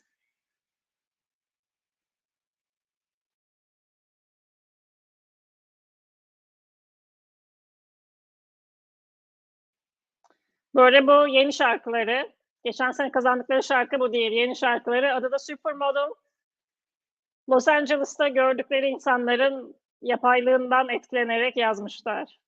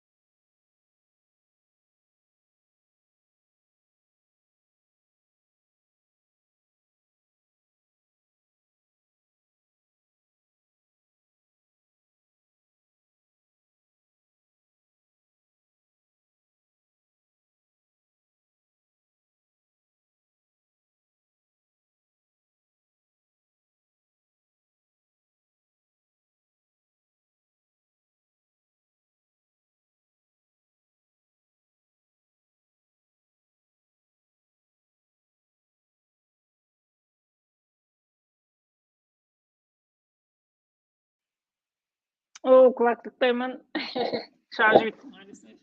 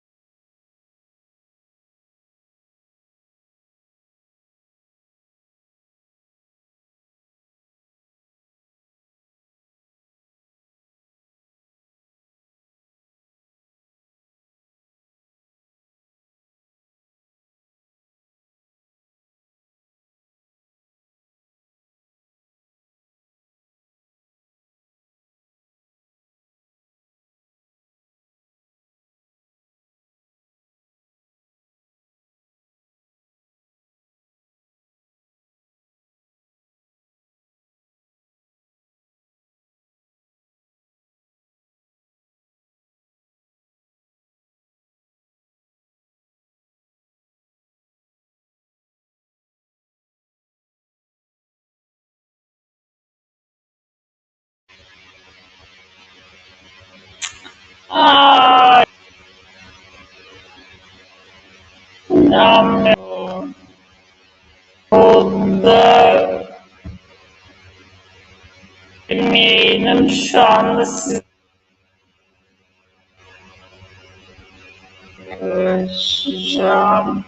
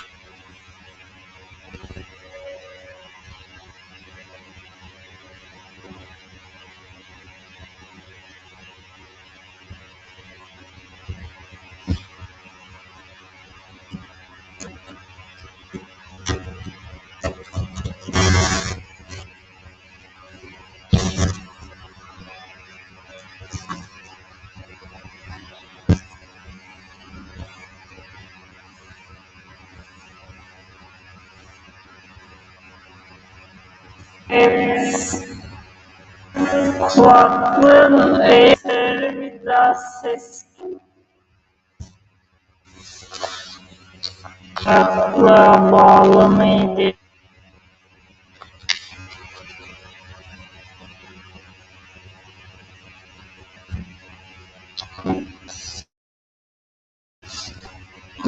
telefon kırıldı.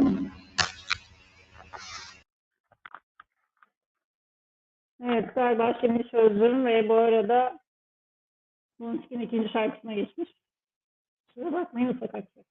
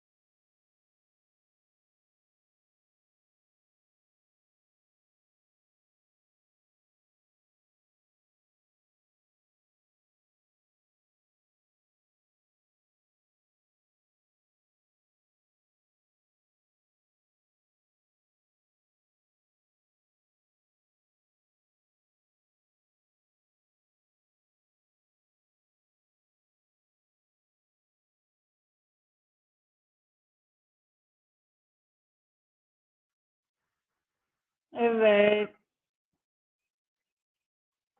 Şu an geliyor mu ses? Ses sorunu yanına ne sorunu dedi. Biraz daha açıklayıcı olalım. Profesyonel YouTuber değilim yani. Profesyonel bir deneyimi yok.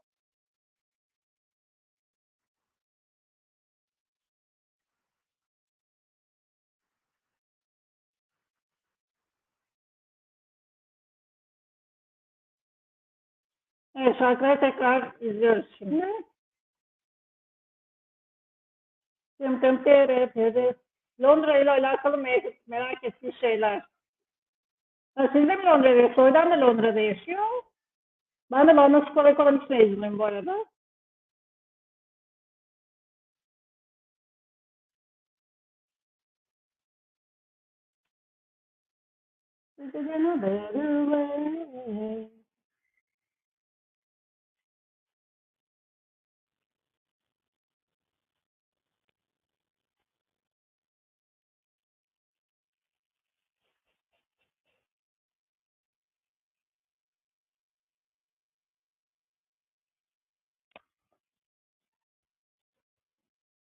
Na na na.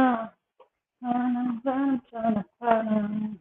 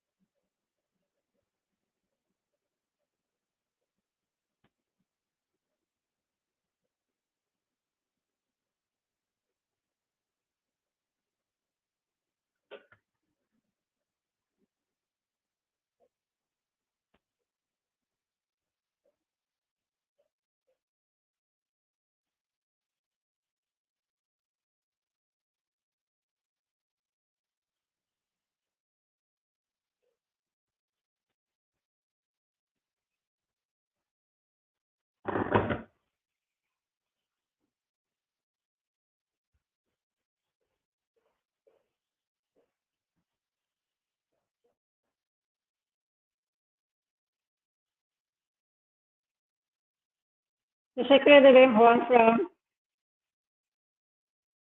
Evet, sponsor. Sponsor. Şey yapıyorlar böyle, bazı YouTuber'lar yayında bana işte patrondan para gönderin falan diyorlar ya, ben böyle yapıyorum. Ve böyle şeyleriniz, yorumlarınız ekrana gelmiyor. İşte sadece patrondan para yollarsınız ekrana çıkıyor falan. Böyle para için yaptığım bir iş değil. YouTuber'da değilim dediğim gibi. Sadece seneye basın akreditasyonu almak için kanalı sık sık işte şarkı analizlerimi, değerlendirmelerimi, reaction videolarımı koymayı planlıyorum. İşte sıralamalarımı, işte onun sıralaması falan vesaire diye. O yüzden takip ederseniz kanalı çok sevinirim. Takip edip bildirimlerinizi açmayı unutmayın. Aa, neden sorunlu? Bir dakika, kulaklığı değiştireceğim. Kulaklığı değiştirince acaba olacak mı?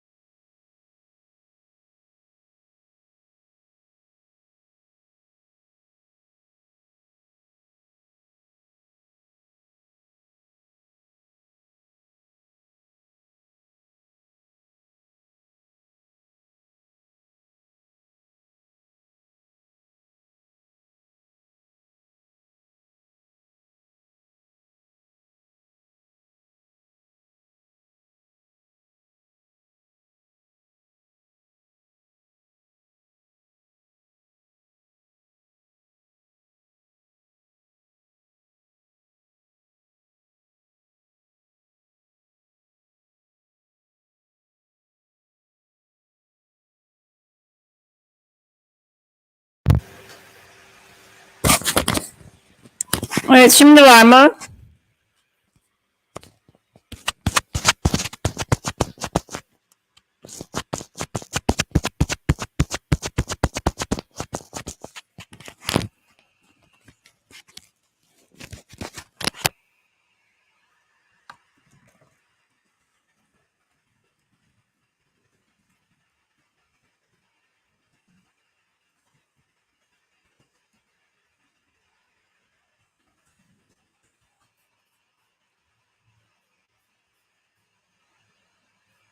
Duyuyoruz mu?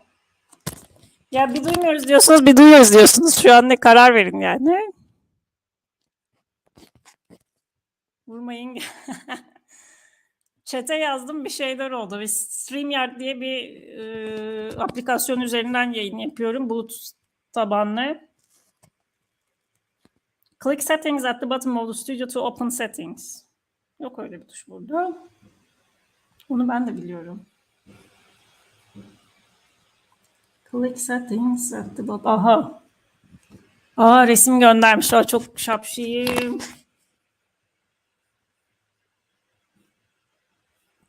Şapşi şapşi şapşi.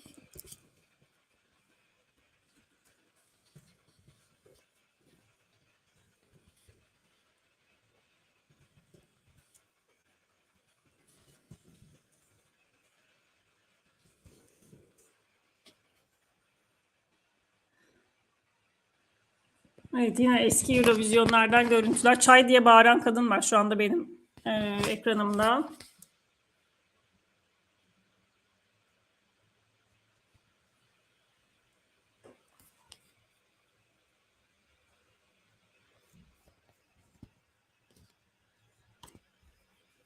Evet, geçen seneki bahsettiğim efsanevi gösteri Yunanistan'ın. Şarkıcılar da bu green screen kumaşını giydikleri için şarkıcılar da arkadaki işte üzerlerindeki ceket görünüyordu sadece. Arkadaki görüntüde bütünleşiyordu vücutları. Çok değişik bir gösteri, izlemenizi tavsiye ederim. 2021 Yunanistan.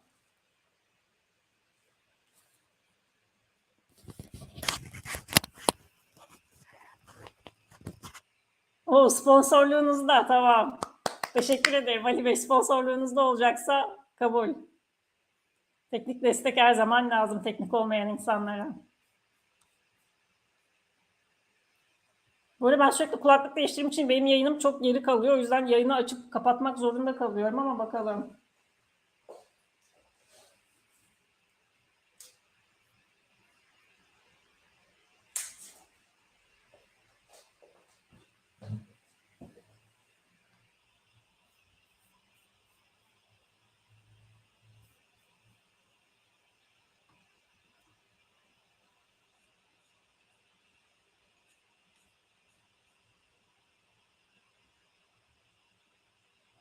Evet, bir tekrar açıp kapatacağım kendi yayınımı tabii. Kapattım ve açıyorum. YouTube'a da para vermek istemediğim için reklamları, önce bir de reklamları seyrediyorum. Ya çok sinir oluyorum reklamlara ama para da vermek istemiyorum bu pahalılıkta.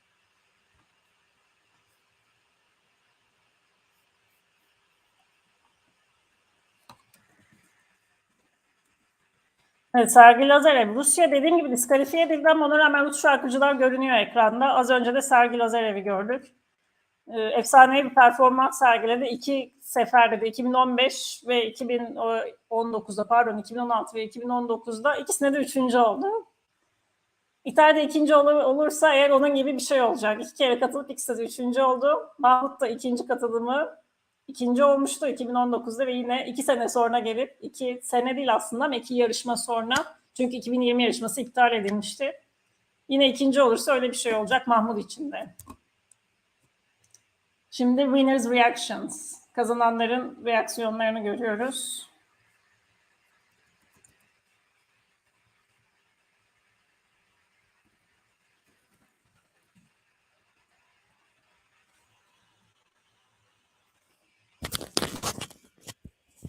Bu arada benim internetim çok kötü görünüyor esas. Ya TürkNet kullanıyorum. Şimdi mesela 1 çekiyor gösteriyor. 2 oldu.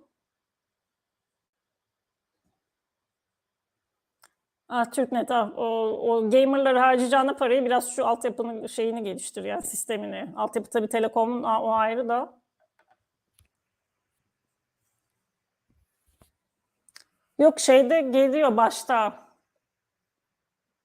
Şimdi benim kulaklık değiştirirken çok fazla yayını otomatik kesiyor ya, sonra da sizin yayında zaten canlı yayında doğal bir gecikme var. İyice o artıyor gecikme süresi. O yüzden kapatıp açıyorum. Her kapatıp açtıkta da başlangıçta gösteriyor. Yayına başlamadan önce bir tane reklam gösteriyor mutlaka. Bu Eurovision yayında. Yani benim kanalımda göstermiyordur belki. Ama yayının arasına girmiyor. Evet, o bazı videolarda hani 30 saniyede bir falan giriyor gibi hissediyorum kendimi ama burada girmiyor. Bakın Juan Fran bir şeyler yazmış. O dediklerim hiçbirini bilmiyorum.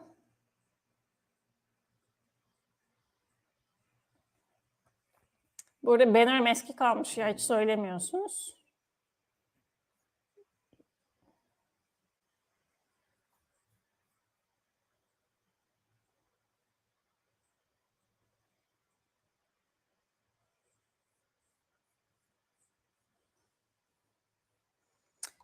Evet, sunucu Mika aynı zamanda da şarkıcı, çok ünlü bir isim. İtalya dışında da ünlü bir isim. Şu an yine Love Love Peace Peace temasında bir şeyler hazırlamışlar.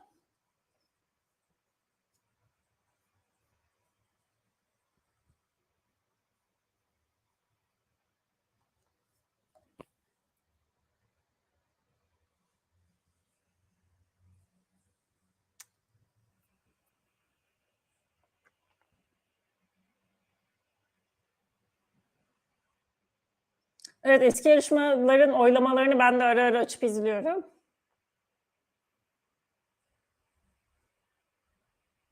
Özellikle o reaksiyonları falan, puan alınca verdikleri reaksiyonlar bayağı zevkli oluyor izlemesi.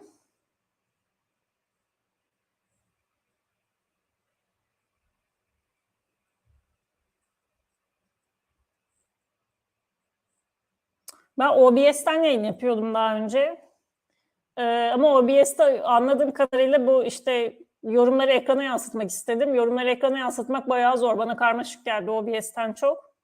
O yüzden böyle StreamYard diye muhtemelen YouTuber'lara çok para veren bir firma.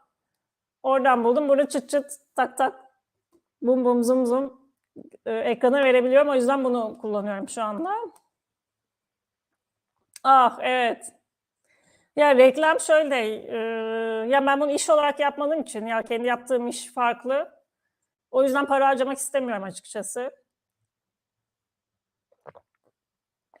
Bilmiyorum, reklam bütçesini kendi çevreme bile anlatmadım.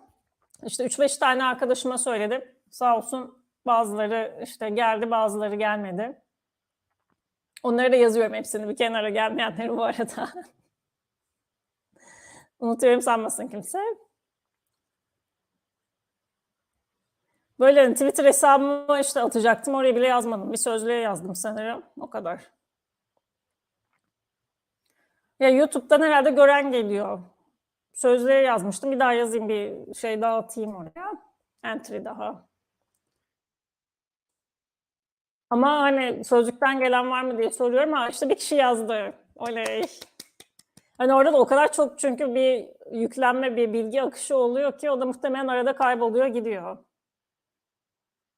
Aa, Man Spider de oradan gelmiş. Ya deseniz o dakikada bir şöyle spam gibi enter atayım oraya. Evet, Ben'e git. Son şeye git. Aferin sana, hanginiz? Aferin sana. Favoriler atmış. Teşekkür ediyorum. Aferin sana. Evet, Türkiye'de Eurovision'u takip eden çok az insan var ve böyle takip seviyesi şey, manga nasıl kazanamadı ya falan da kalmış vaziyette. Aslında şey, gördüğünüz gibi şarkı seviyesi bayağı bir arttı jüri oyu başladıktan sonra.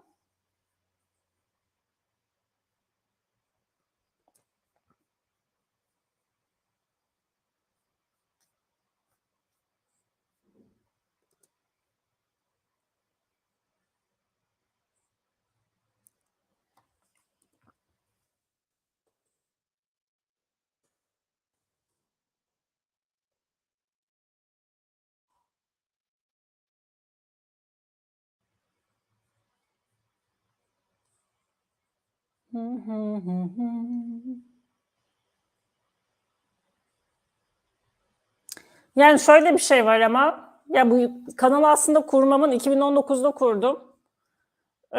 O da şöyle oldu, yani alakasız bir yerden tanıdığım insanı böyle Televi'deydi o sene yarışma. Böyle şarkıcılar fotoğrafını falan gördüm. Bu ne ya falan dedim. Meğer şeymiş, işte basın akreditasyonu artık sadece geleneksel basın, yani basılı yayın ve TV değil, işte radyo değil, bu YouTube üzerinden ya da işte web sitesi olanlara da basın akreditasyonu verilmeye başlanmış. Ama maalesef hani çalıştığım için ve çok vaktim olmadığı için de çok fazla ilgilenemedim. Bir de şöyle bir mükemmeliyetçilik hastalığı var bende. Hani diğer reaksiyon videolarıma bakarsanız, işte geçen seneden birkaç tane reaksiyon videom var. Kanala bu arada abone olmayı unutmayın. O reaksiyon videolarına bakarsanız hani standart reaktörlerden diğer reaksiyonlar nasıl farklı olduğunu zaten görürsünüz. Dediğim gibi şey yapıyorum, hani piyano çalıyorum, biraz müzik eğitim var, profesyonel değil, iyi seviyedeyim ama tabii ki profesyonel değil. Hani oradan biraz müzikal bir eleştiri yapmaya çalışıyorum şarkılara. Ayrıca edebiyatla çok ilgileniyorum. Oradan işte sözleri nasıl bir anlamı var, nasıl bir sahne gösterisi yapılabilir, performansı nasıl. Hani bunu daha çok bu anlamda. Yani standart bakıyorsunuz böyle 10 bin, 20 bin izlenmesi var ama böyle onu beğendim, bunu beğenmedim, bu anlamsız. Hani böyle Azerbaycan'ın şarkısı anlamsız, İngiltere'nin şarkısı anlamsız. Bunları diyen insanları, yani bilmiyorum, hani 15 yaşında alacağın eğitim yeterli o sözleri birazcık anlamak için. Ama böyle hani onları 10 binlerce kişi izliyor. Tuhaf geliyor bana açıkçası. Yani çok bir bilgi bombardımanı var şu anda ama o bilgilerin çoğu da yalan. Yani hiçbir müzikal eğitimi olmayan, işte hiçbir edebiyatla hiçbir alakası olmayan insanlar gelip burada böyle saçma sapan, işte o anlamlı, bu anlamsız, o başarılı, bu iyi, şu muhteşem şarkı falan gibi yorumlar yapıyor. Teşekkür ederim. Bülent Özver şöyle, yani tabii TRT formasyonundan geldiği için böyle çok muhteşem bir konuşma tarzı, muhteşem bir sesi var bence. Asıl mesleğimle 10 sene bankacılık yaptım. Yeni daha birkaç ay önce bankadan ayrıldım. Şimdi makine mühendisliği üzerine mühendislik, proje ve üretim yapan bir firmada dış ticarete bakıyorum.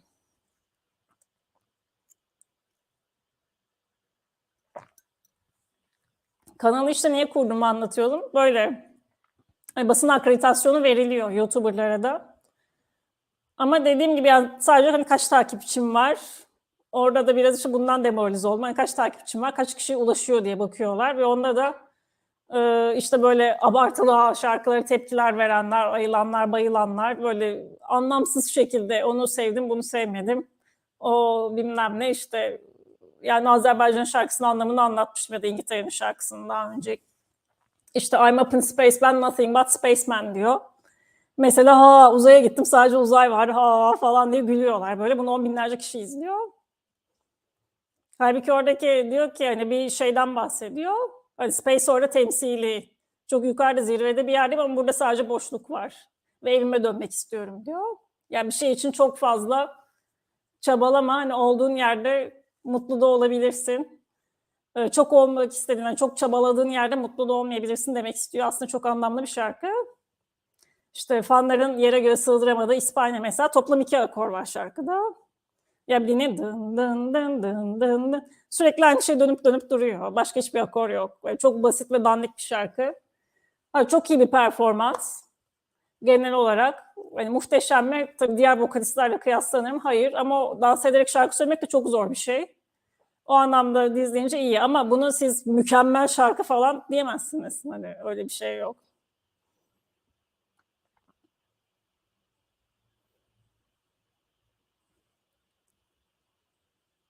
Türkçe olarak biz de aynı anda yayınlıyoruz ama şu anda bu banner'daki yazıdaki gibi telif haklarından dolayı videoyu çat diye kaldırıyorlar. Öyleler. Hatta kanalını bile kapatabiliyorlar.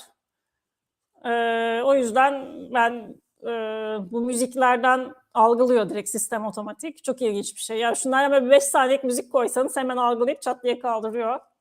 O yüzden o riski almamak için ben ekrana vermiyorum yarışmayı. Veren de vardır belki, bilmiyorum. Dediğim gibi ben ileride basın akreditasyonunu almak istediğim için pek onları kızdıracak bir şey de yapmak istemiyorum. Evet. Zaten, Chanel dansçı esasen. Hani, şarkıcılığa bu sene başladı, 30 yaşında. Bu sene şarkıcılığa geçti bu Benidorm Festivali'ni kazanarak. Bu arada İspanya'da bayağı tartışma çıkmıştı. Çünkü kendisi televote'da 3'üncü. Televote'da 1'inci değildi, 2'nci değildi, 3'üncüydü ama jürilerde 1'inci olunca ve jüri ağırlıklı hesaplama olunca bir anda kazandı.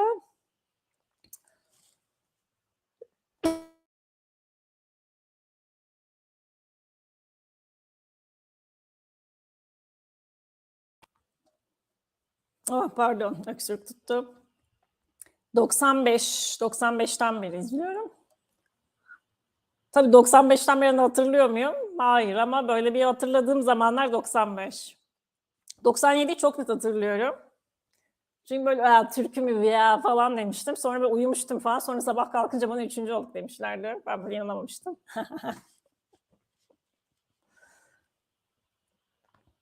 Bet zdrava.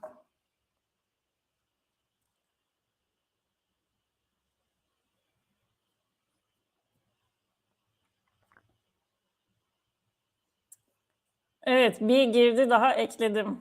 Bakalım. Ya bilseydim çünkü ben bunu ilk yarı finalde birinci yarı finalde, ikinci yarı finalde yaptım. Hani dedim nereden geldiniz? Ekşiden gelen var mı falan dedim. Kimseden ses çıkmamıştı. Ben de o yüzden demek ki hani çok da işe yaramıyor diye düşünmüştüm. İzmir'deyim ben. 18 sene İstanbul'da yaşadım. 2 sene Londra'da. Şu an İzmir çok tuhaf geliyor bakalım.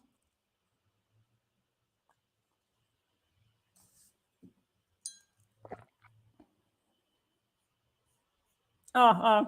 Ya geçen sene mesela şeydi. Ya ben çok eski 6. nesil. Bilmiyorum nesiller falan artık kalktı galiba. Yanılmıyorsam 2003'te falan girdim ben. Ha, Londra'da yaşadım ama evet 2 sene. LSE'de okudum. Soydan Londra'da burada. Çete yazmıyor ama. Evet, oy vermek için son 5 saniye. Oylar bitti.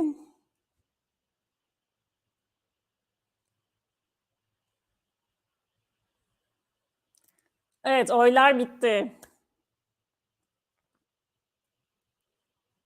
Europe, stop voting now eşliğinde oylamayı bitirdik. Yarı finalde çok çabuk açıklanıyordu. Daha kısa bekliyorduk. Bir 10-15 dakika sonra falan açıklanıyordu. Şu anda biraz daha uzun sürecek. Çok fazla ülke oy kullanıyor. Onun arkada hesaplamaları yapılıyor.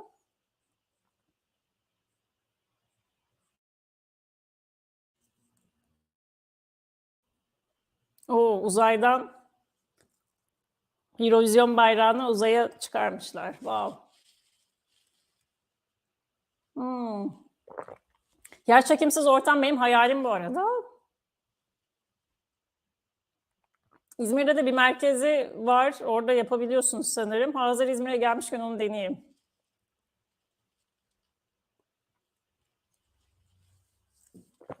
Evet, bir tek ben varım. Şu yola çıkarken bir iki kişiyle konuştum ama hepsi sattı. Ben de dediğim gibi çalıştığım için çok da ilgilenemedim ama seneye eğer basın akreditasyonu istiyorsam ilgilenmem lazım. Çünkü bu sene reddettiler. Kaç tane takipçin olduğuna işte bakıyor, ne kadar izlendiğine bakıyorlar videolarına. Dediğim gibi hani sırf izlenme için ucuz bir işte yapmak istemiyorum. Hani daha kaliteli bir şey, yani daha müzikal yorumu bu kadar kişi izliyorsa bu kadar kişi izliyor. Ama bundan sonra da bu özellikle bu seneki performansların yorumlarından başlayarak çok aşırı mükemmeliyetçi olmadan birkaç video koymaya çalışacağım.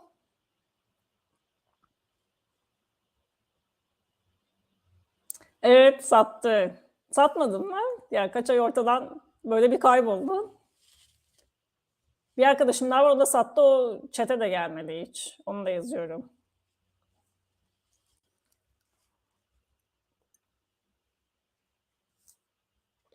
O yorumlarda bayağı bilgililer var. Benim bile bilmediğim şeyleri bilenler çıkıyor. Aykut Çelik demiş, en son Rusya oylamayı başlatmak için uzay istasyonuna bağlanmıştı. Avrovizya Azericesi. Ya biz nasıl Eurovision, Eravizyon, Eurovizyon falan diyorsak onlar da Avrovizya diyor ve bizden farklı olarak yazılı basında falan da Avrovizya diye çıkıyor. Geçen sene çok fazla Azeri vardı bu arada. Ya hiçbir yerde reklamını yapmamama rağmen yayında 70 kişi falan oluyordu ve çok fazla Azeri vardı. Bilmiyorum bu sene Avrovizya'ya yazdım diye gelmediler yani herhalde.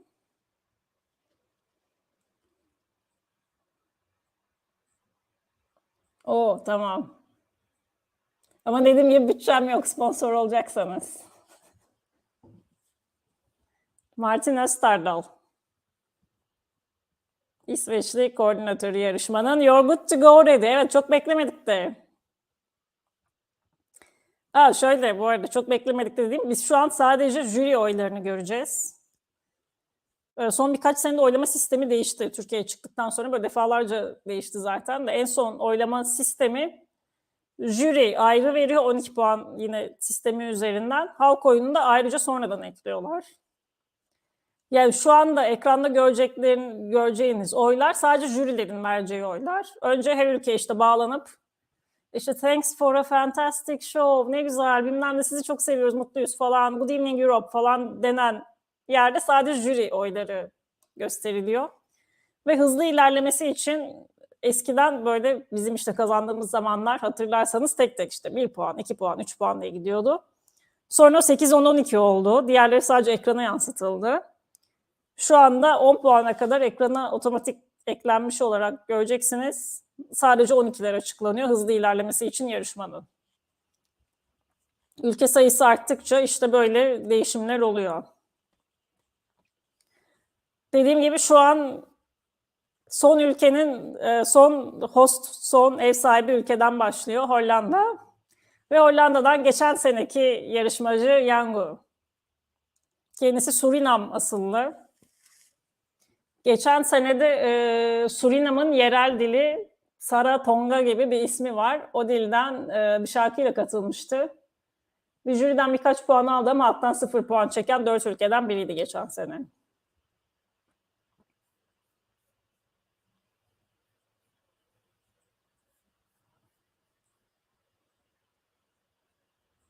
Evet 12'yi kime verdi?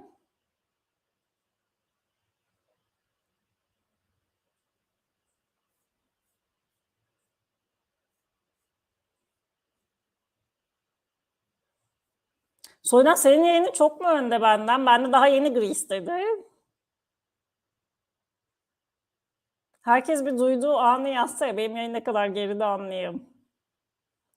Bu arada geçen sene 2021 yılında Yunanistan'ın yarışmacısı Hollanda doğumluydu. Yani kız aslında Hollandalı. Böyle Yunanca bilmiyor öyle bir kız. Ona puan vermemişti jüriler.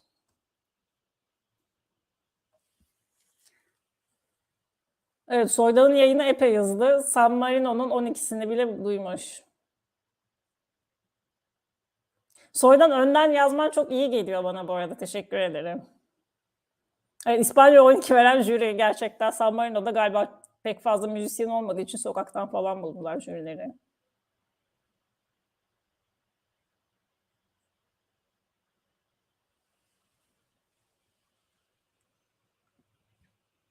Kuzey Makedonya bu arada hatırlarsanız 2019 yılının jüri kazananıydı.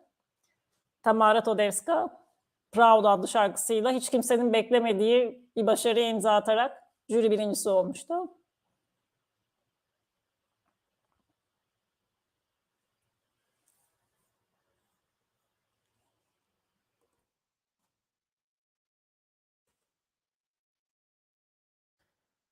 Oo.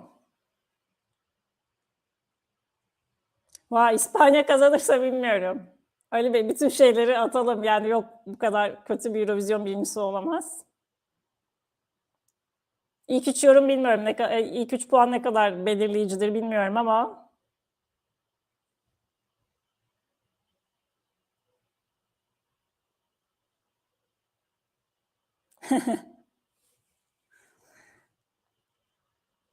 evet şu anda cepten açmayı deneyeyim bir de.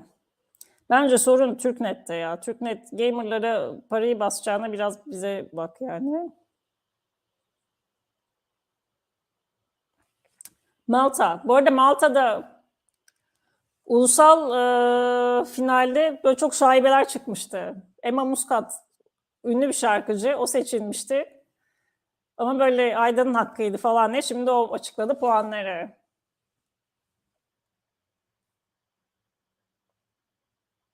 Man Spider sizinle derken Soyran'la mı aynı, benimle mi aynı? Ben de mesela Ukrayna'ya yeni bağlanıyor şu anda. Evet. Yekaterina Pavlenko. Geçtiğimiz yılki Go-A grubunun solistiydi. Onlar da çok iyi bir derece beşincilik elde ettiler. Çok değişik bir etnik, elektronik bir parçayla.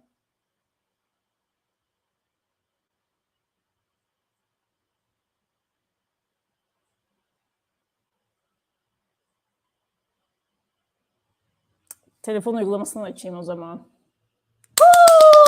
UK! Evet, ilk defa böyle haklı bir şey geldi, jüri oyu. Yok, Yunanistan'da verilebilir, okey. Evet, 0 puan.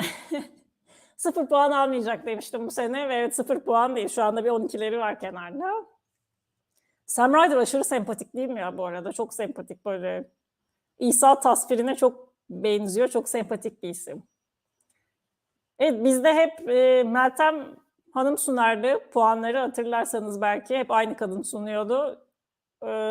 Kanal çalışanı. Arnavutluk'ta da hep aynı ismi görüyoruz her sene. Genelde Arnavutlar çok fazla yaygın Avrupa'da ve çok iyi şarkıcılar çıkartıyorlar. O yüzden hep Arnavut bir şarkıcı ona verirlerdi 12'lerine. Bakalım bu sene kime veriyorlar? Evet, en çok Arnavut'a ev sahipliği yapan İtalya'ya verdiler. İtalya'yı bu arada şu açıdan da istemiyorum. Mahmut ve Blanco yarışma haftası böyle bir açıklamalar yapıp yani Eurovision çok da bizim için önemli değil falan diye açıklamalar yaptılar. Ona biraz sinir oldum. Blanco işte konser turne programı varmış. Provaya gelmeyip turneye falan gitti. Öyle tuhaf şeyler oldu. Evet, niye önde gerçekten? Benim internet mi çok dandik? Telefondan açmayı deniyorum. Bu kadar bu arada oradan yayın, buradan yayın, oradan yayın. Evet, telefondan daha önde. Bunu kapatıyorum o zaman.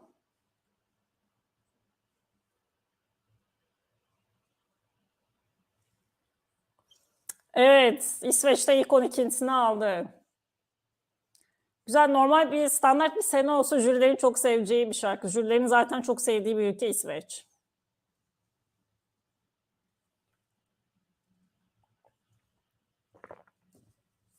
Evet. Sadece 7 ülke oynadı. 40 ülkeden daha 33 ülke var gideceğimiz. Ve toplam puanlarda UK.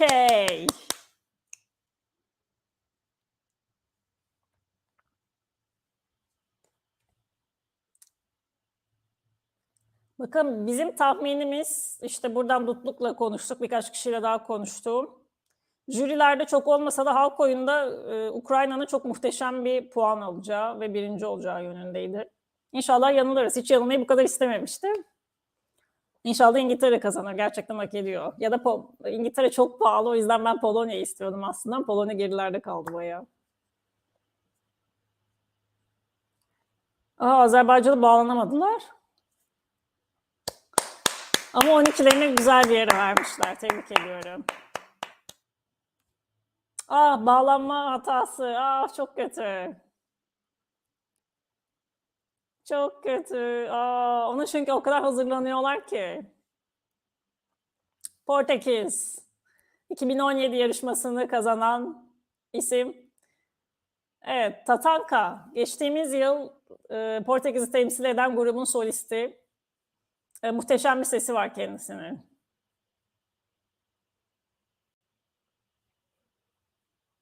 Hatırlarsanız çok iyi bir sesi var.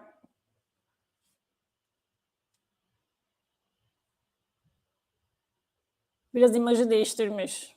Ya da saçları toplu ve şapkalıydı diye ben değişmiş gördüm. Evet, bir tane komşusu var. Tamam, Bülent Özveren gibi herkes komşuya veriyor diyebilirim.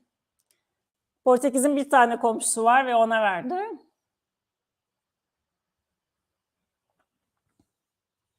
Schnell. Herkes komşusuna veriyor. Evet.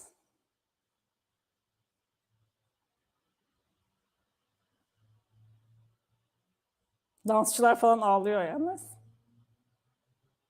Bu arada yanında sarı ceketli gördüğünüz Kyle Hanagami çok çok ünlü bir koreograf. Ve bütün koreografi en başından beri, daha Benidorm Festivali İspanya'da seçilmek için katıldığından beri o yaptı. Hatta şöyle bir dans arası var. Dans arası görmüşsünüzdür şarkıda. Şarkıda öyle bir şey yok. Spotify'dan açıp dinlerseniz öyle bir şey yok. Onu da Kyle Hanagami işte buna bir dans arası yakışır deyip o koymuş. Yani o kadar dandik bir şarkı yani. Evet, gerçekten çok kötü.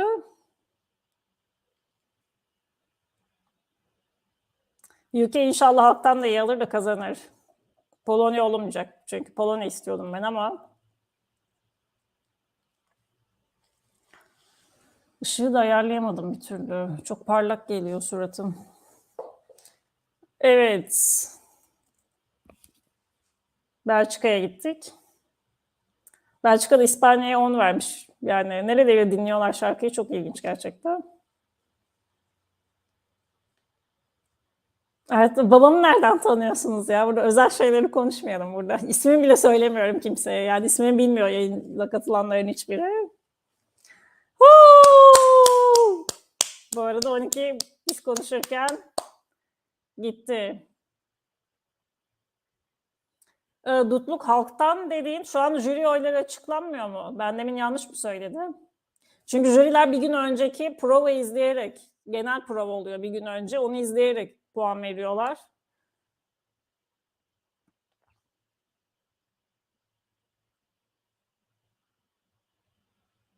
Geçen seneki şarkıları da bence kötü değildi.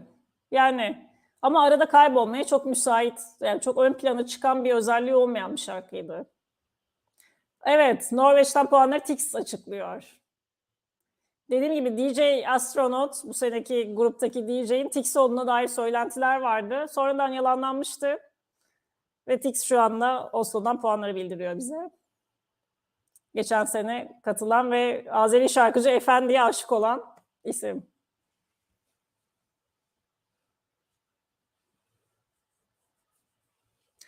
Evet, Amanda Tenfjord.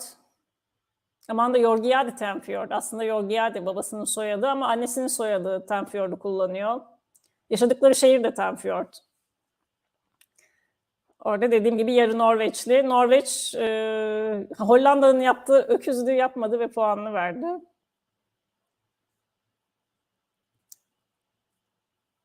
Evet, İsrail'e bağlandık. İsrailler Soydan bize önden yazıyor. Çok iyi değil mi ya? Chat gerçekten muhteşem. Teşekkür ediyoruz Soydan'a buradan. Evet, İsveç'e 1-12 daha gidiyor. Sweden.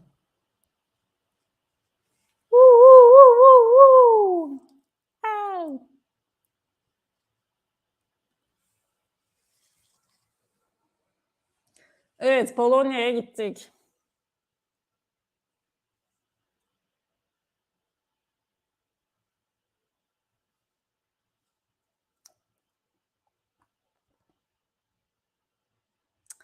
Arkada da Varşova'daki tek yıkılmamış eski bina olan saray görünüyor. İkinci Dünya Savaşı'na dümdüz olmuş. Neredeyse hiçbir tarihi yapısı bulunmayan bir şehir. Sadece bu ayakta kalmış.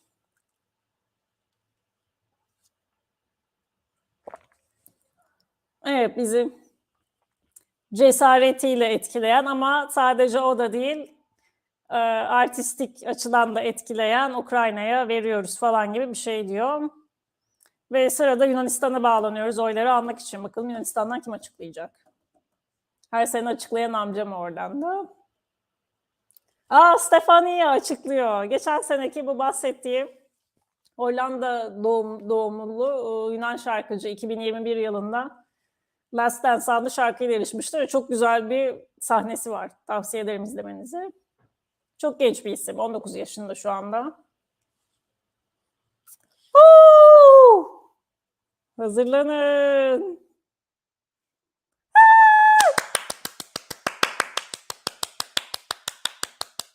Bravo. Teşekkürler Yunanistan. Evet. Bu arada Saniye Hanım ne yapıyor? Mutlu mu Saniye Hanım? Yunanistan çıkınca böyle Can Azerbaycan, Can KKTC falan gibi politik şeyler yazmıştı. Alın size 12 puanlı. Hem de jüri politik olan taraf esas Azerbaycan'a verdi.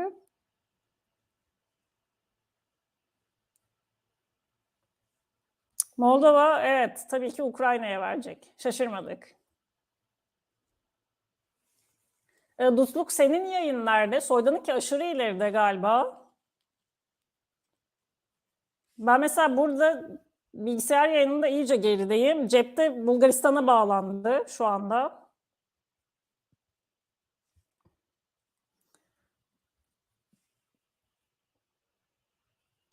Evet, Bulgaristan'a bağlandık ve İngiltere'ye 10, İspanya'ya 8 vermişler.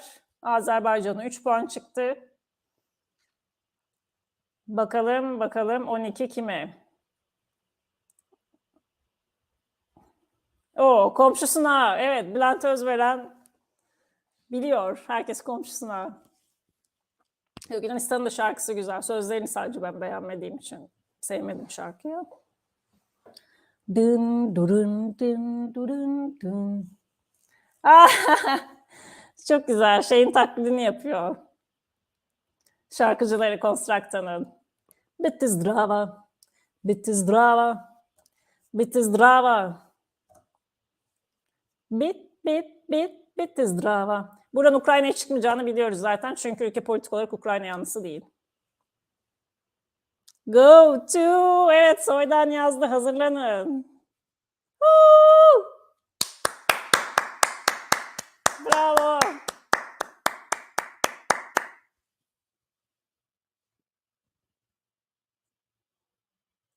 Amazing choreography dedi. Evet, gerçekten. Çok iyiydi koreografileri. Bu arada çok güzel saçları vardı çocuğun ve çocuk arada saçını kestirmiş.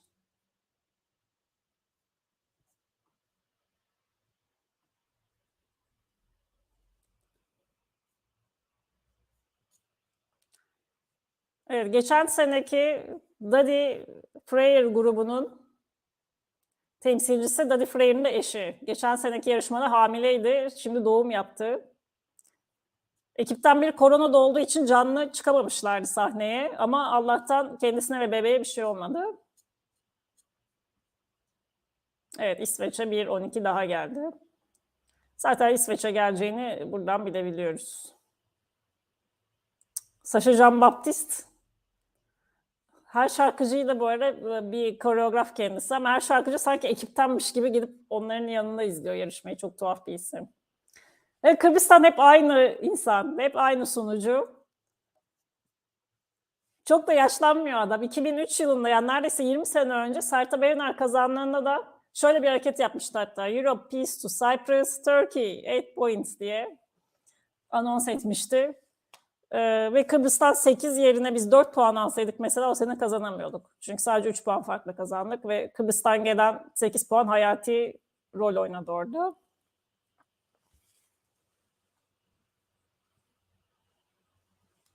Tabii ki evet 12 puan şaşırtmıyor. Evet salonda ıslıklar. Kız da yalnız, yani Norveçli işte hani biraz naif galiba. Öyle diyelim. Letonya'dan, evet Letonya'dan da geçen seneki temsilci Samantha Tina. Çok yetenekli bir şarkıcı. Kendi bestelerini yapıyor. Çok güzel de bir insan ve böyle şarkıların hep mesaj da var. 2020 şarkısında falan özellikle ama böyle yakalayıcı değil, kulağa böyle nasıl hitap ediyor bilemedim. O yüzden geçen sene de elendi yarı finalde maalesef. Tabii Baltıklardan 24 çıkacak demiştim Ukrayna'ya. O yüzden şaşırmadım.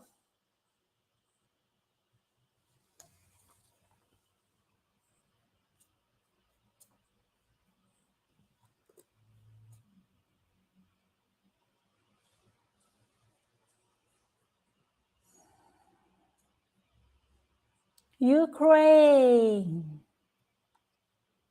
Halk oyları çok değiştiriyor, evet. Şu anda Böyle bu ikiye ayırarak açıklama sistemi iki şeye yaradı. Hem en sona kadar heyecanı koruyor. Çünkü daha önce 7-8 ülke kala artık birinci belli oluyordu. Ve heyecanı kalmıyordu. Hem ona yarıyor hem de daha hızlı ilerliyor. Şimdi biz jüri oylarını izlerken halk oyu arkada hesaplanıyor oluyor. Onları en son hızlı hızlı işte şu ülke şu puan, şu ülke bu puan diye açıklayacaklar. Evet, yine İngilizce konuşamayan klasik İspanyol sunucusu. Eight, oit, eat falan diye 8 demeye çalışan, yani eight demeye oit, eat falan diye çok komik videoları var. YouTube'da bakın İspanyol sunucunun.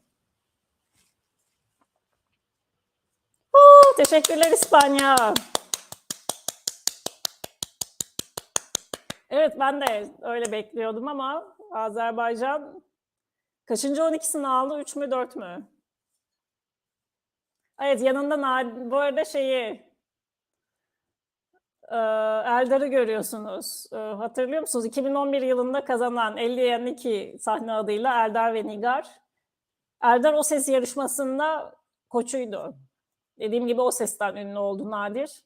O Ses'te de Eldar'ı seçmişti. Eldar'la finalde de düet yapmıştı. Running Scare 2011 kazanan şarkısını. O da çok güzel bir performans, izleyin mutlaka. Evet, Sırbistan niye sağ tarafta ya?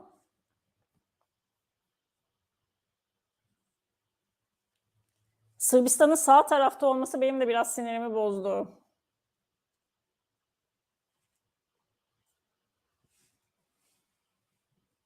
Go to. Evet, Yunanistan 12'de aldı. Çok iyi bir prodüksiyon. Yani overproduced diyor bazı insanlar ama bence değil. Bence çok dozunda güzel bir prodüksiyon ve kızın sesi başında neredeyse hatırlarsanız hiç müzik yoktu. Orada ve geri vokal da yok. Kendi sesiyle çok güzel orada kotardı. O açıdan anlıyorum jürilerin beğenmesini. Ama dediğimiz gibi halk oyu her şeyi değiştiriyor. Bakalım ne olacak halk oyununda. Çok heyecanlı. Bir ihtimal, hala bir içimde bir ümit var. Ukrayna'ya böyle politik basmayacaklar diye.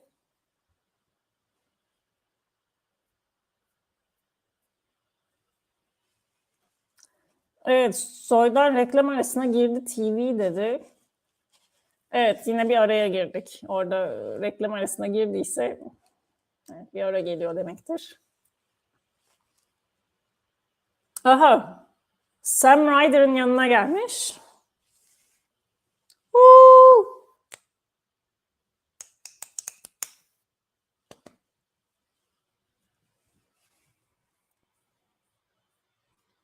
Bu sene sıfır çeken evet Almanya olabilir. Öyle tahminler vardı.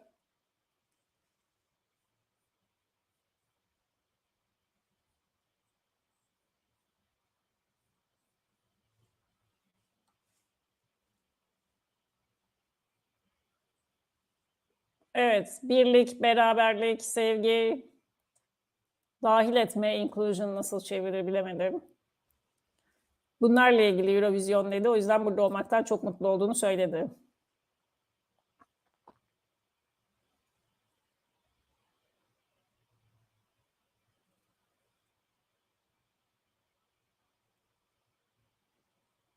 Evet, Jendrik. Eğlenceli bir şarkıydı bence ama yani öyle hani izleyelim geçelim şarkısı olduğu için o da sıfır çekti. Bu arada vokalistlerinden biri Türk'tü orada. Jendrik'in. Evet, yarıyı geçtik. Tahmin ettiğimiz gibi UK jüri kazananı olacak. Polonya nasıl 13. olabilir jüride ya? Polonya çok geride.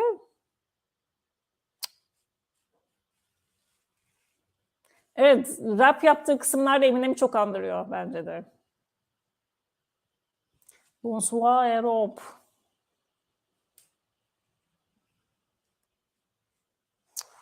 Şu ışığı bir ayarlayamadım.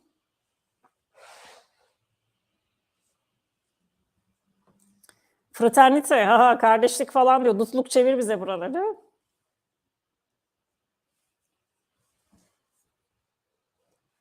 Roya Meni. Roya Meni miydi? Öyle bir şeydi.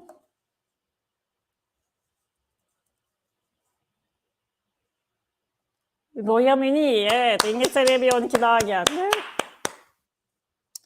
Roya Mini.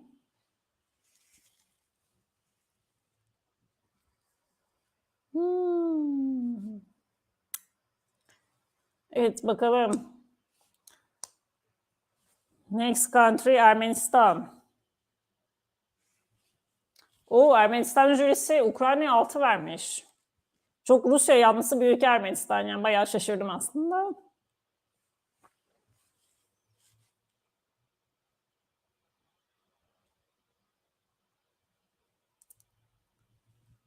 Evet, İngiltere'ye vermemiş, İspanya'ya vermemiş, Azerbaycan'ı zaten vermez.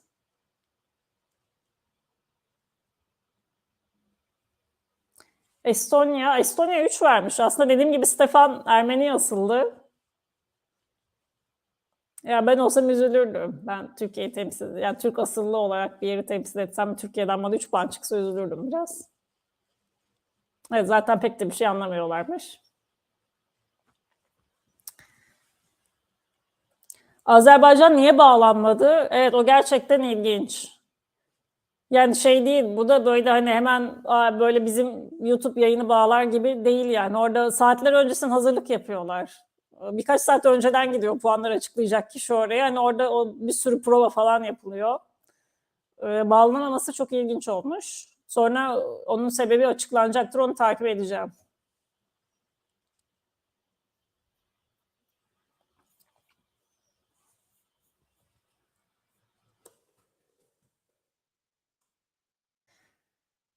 Buradan artık Sırbistan bir 12 alsın bari.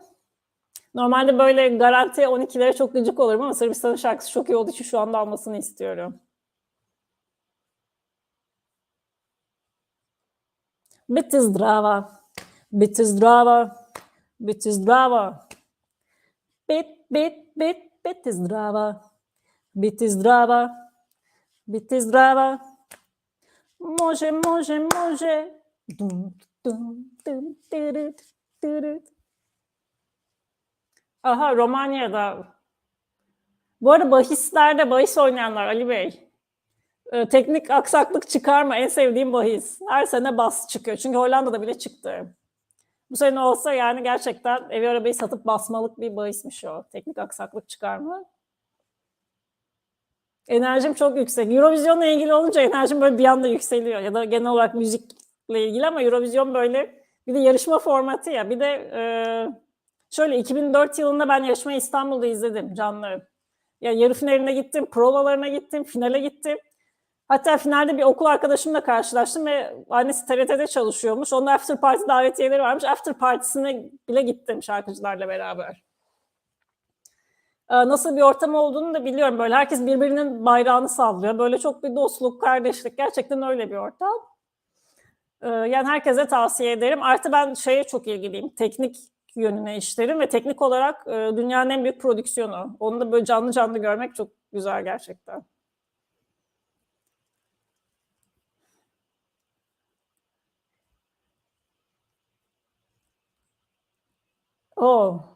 İspanya'ya verdi. Kendi zaferi Malmö'de 30 sene önce dedi ama 82'de kim kazandı? İrlanda'dan çıkaramadım kendisine. Neyse. 82 değil, 92 oluyor. Evet, pardon.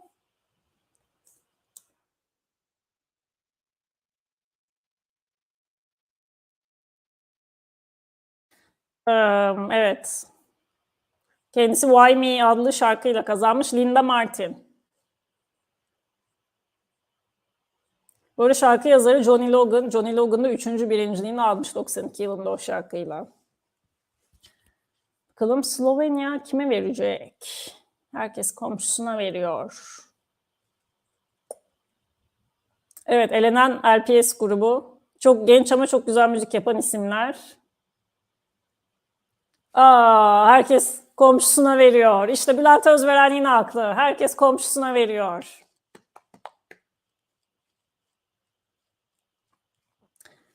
Evet, Finlandiya 11 puan ama çok jüri şarkısı değil. Halktan daha iyi alacağını düşünüyorum ben. Aha, Gürcistan'ı da bağlamadık. Ve spikerlerin yani sunucuların pardon şeydeki "You're not Eleni" falan gibi bir şey dedi. Onların kulaklarına bile önceden gitmemiş demek bağlanamayacakları. Bayağı bir teknik aksaklık var.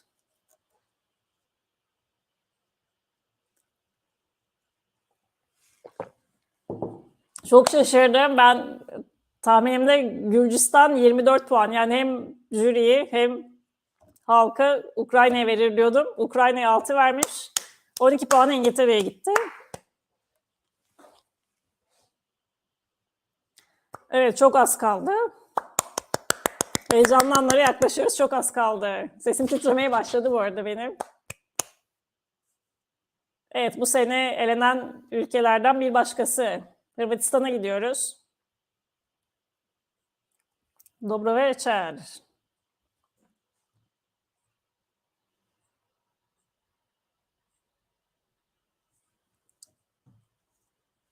Tamam, yani sen önemli değil. Teşekkür ederiz şu ana kadar yazdıkların için Soydan. Galiba zaten kalan herkesin yayını benimkine yakın. Onunki çok ileride. Zdrava. Biti zdrava. Biti zdrava. Biti zdrava. Biti zdrava. More, more, more.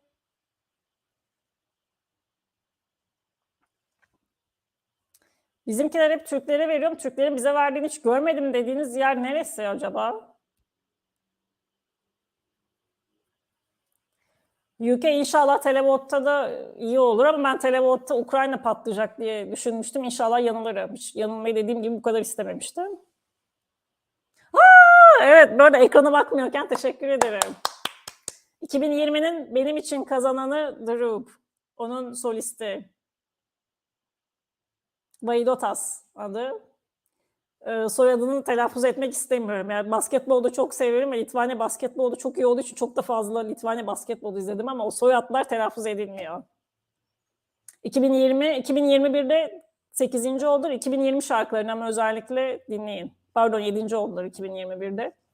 2020 için benim kazananım. Çok orijinal, çok muhteşem. Böyle komik gibi görünen ama çok anlamlı bir eser. On Fire 2020 şarkıları. Yazın kenara izleyin sonra. Evet, eşitlik yazan tişörtüyle şampanya da güzel patladı. Evet, bir 12 daha.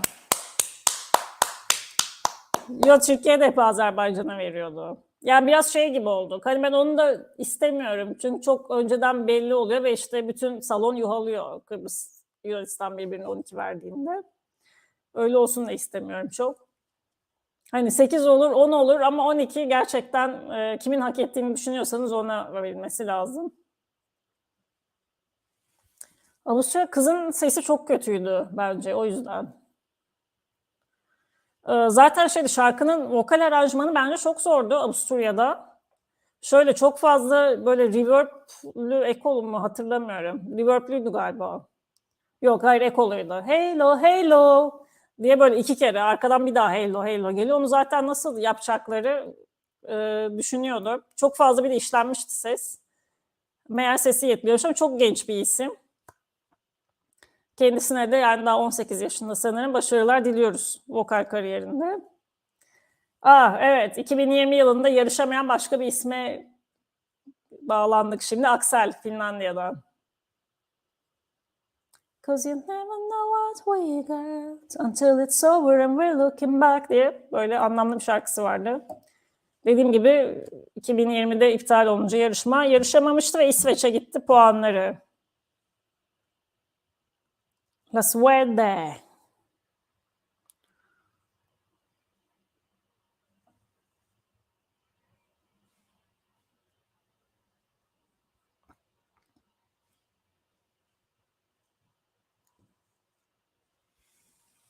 Evet.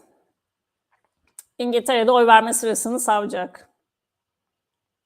İngiltere verdi, İspanya verdi, İsveç vermedi. Şu anda Ukrayna vermedi. Ukrayna verdi pardon.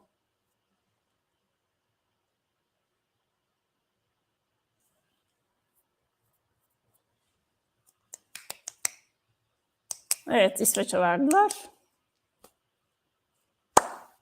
Hiç yoktan iyidir. Olsun, sevinelim. Ukrayna değil en azından.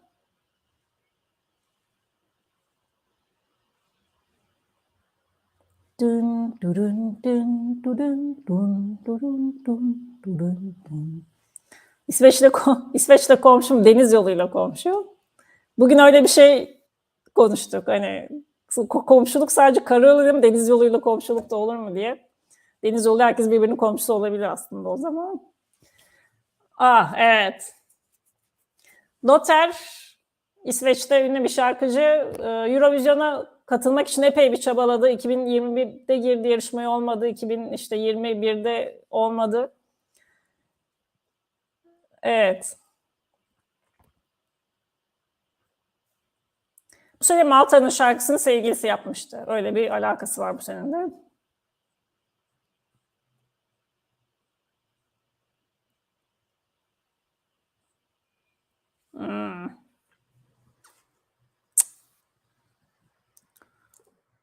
Daughter, My Little Thoughts. Niye öyle dedi? Karnını gösterip gerçekten hamile mi acaba?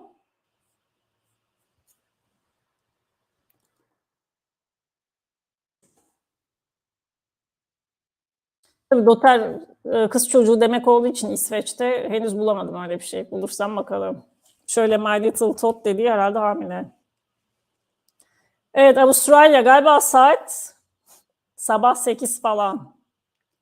Çünkü sabah 5'te başlıyor yarışma. Şu anda tahminimce 8.30.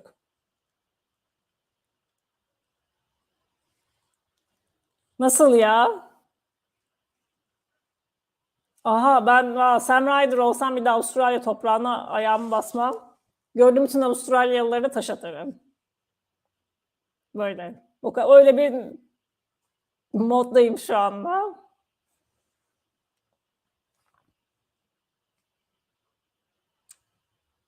Evet, çok ayıp yani. Olimpiyatta bile açılışına kraliçeyi falan çağırıyorlar. Yani o kadar kraliçeciler.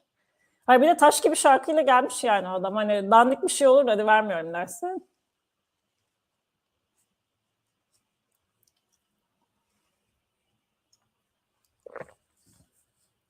Evet, şu an sıfırda olan tek ülke Almanya. Buradan çıkmıyorsa TR'den iş çıkmaz muhtemelen. İzlanda tam 20. olmalık şarkı demiştik. O da oralarda.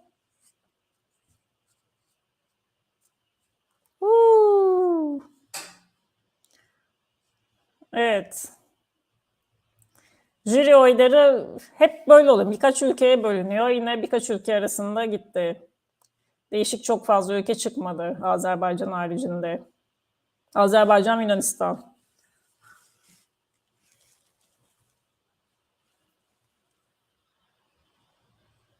Evet ve ev sahibi. Buraya bağlamasalar nasıl komik olurdu ya. Ama bağlandılar.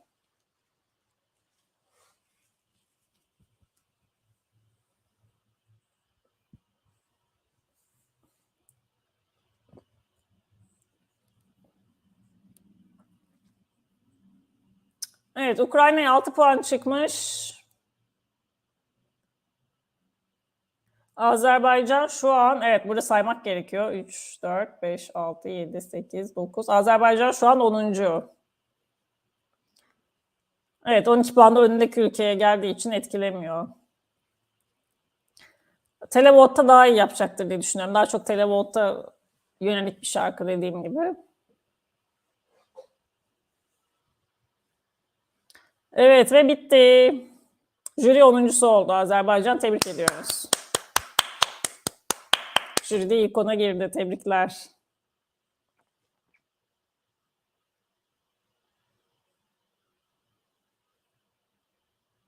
Sırbistan da yavaş yavaş atak yapıp 11'e gelmiş. İyi. Şu an Almanya 0 puanla, Fransa 9 puanla onun bir önünde. İzlanda 10, Finlandiya, Romanya 12, Moldova 14, sonra açılıyor. Sonra 30'un üstüne çıkıyor. Evet, şu an çok az kaldı. Birinciyi öğrenmeye çok çok az kaldı. Sam Ryder'ın yanına gidiyoruz şimdi.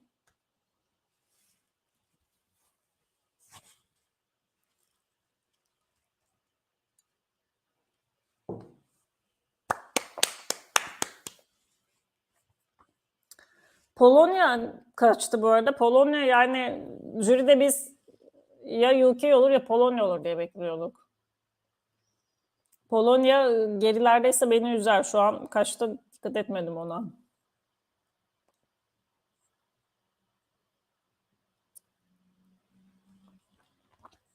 Evet, positivity. Pozitiflik diyor. Evet. Son birkaç haftada herkese tanıştığı için çok mutlu. Aha, evet, televote'a geçince bence de sus. Çünkü senin yayın gerçekten herkesin önünde galiba. Evet. Televote'da çok spoiler olur. Çok hızlı ilerliyor çünkü. Martin Österdahl sonuçları veriyor. Evet. Çok az kaldı. Televote çünkü halk oyları çok hızlı. Sadece her ülkeye kaç aldığını söyleyerek çok hızlı bir şekilde ilerleyecek şimdi. Bakalım.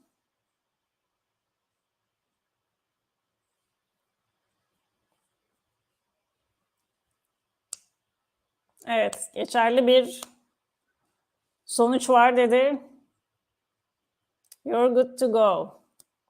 Bir önceki koordinatör Yonola Sand take it away diyordu. Martin Österdahl'ın da sözü you're good to go.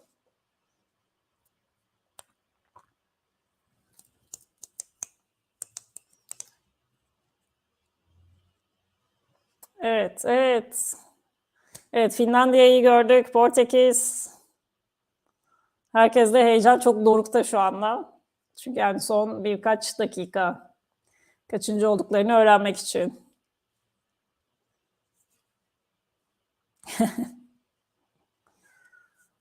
Evet.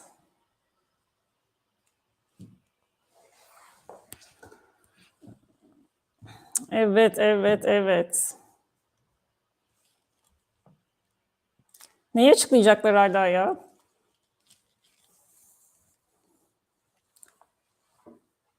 Evet, şu anda bilmeyenler için açıklama yapıyorlar. Şu anda ekranda olanlar jürilerin oyu.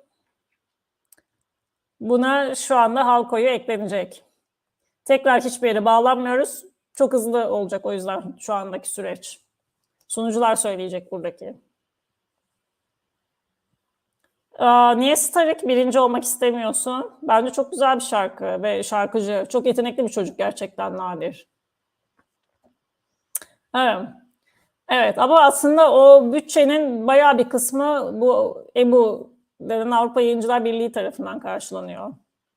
Ülke o kadar fazla masraf yapmadan da kotarabilir yani. Zaten şu anda kazanma ihtimali kalmadı çünkü jüride 10. olduğu için halktan o arada 283, 103 böyle 183 puanlık fark kapatması imkansız.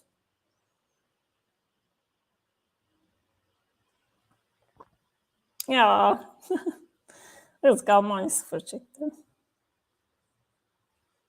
Evet 0 çekmedi. Almanya'ya 6 gitti 0 çekmedi Almanya. Evet Fransa'ya geçiyoruz. Kaç almış Fransa?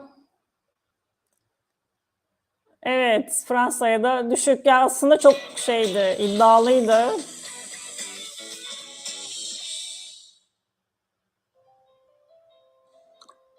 As I completed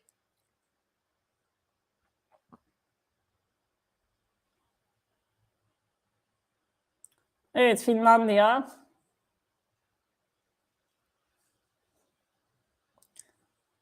Finlandiya daha çok az. Çok dediğim gibi çok ünlü bir grup. Evet. Romanya 53 puan. Wow. Fransa'yı ben de bu kadar düşük beklemiyordum. Çok şaşırdım. Romanya'yı da 53 beklemiyordum. Ona da çok şaşırdım. Evet Finlandiya daha fazlasını hak etti. Ama dediğim gibi hani canlı ve bir sürü şarkının arasında ilk defa gören insanlar nasıl hissedeceği önemli olabiliyor.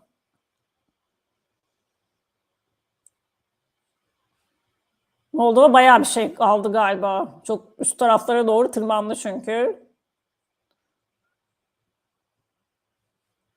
Nasıl ya? That's a lot of points. Katılıyorum, evet, çok puan yani. Hani tamam, alabilir halktan da o kadar da, çünkü her alınan puan başkasının puanından düşüyor yani. Çok daha fazla hak eden ülkeler var bu yüksek puanları. İşte çok biraz da şans işi. Çok fazla depresif şarkı var. Çok fazla üzgün şarkı var. Çoğu çok karanlık modda ve depresif şarkıların olunca arada parladı demek ve insanlar ona oy verdi.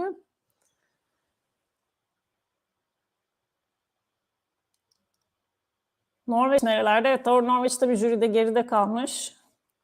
Biraz sonra onu da halktan çok iyi alacağımı düşünüyorum ben. Litvanya. Litvanya'da tablonun sol tarafına taşınıyor şu an için. 93 puan aldı halktan.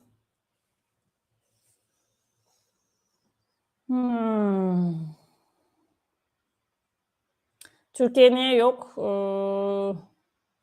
Politik sebeplerden, öyle diyelim. Evet, Norveç, evet, tahmin ettiğim gibi sol tarafa taşınıyor 146 puanla. Yok ama yani bilmiyorum, Norveç varken Moldova'ya çok şu an şoktayım, çok şaşkınım. Hiçbir empati kuramıyorum yani. Nasıl çıktığını bile bilmiyoruz. Yani Moldova çıkamayabilir falan diyorduk. Evet, bu arada Ermenistan sağ tarafta kaldı biz konuşurken.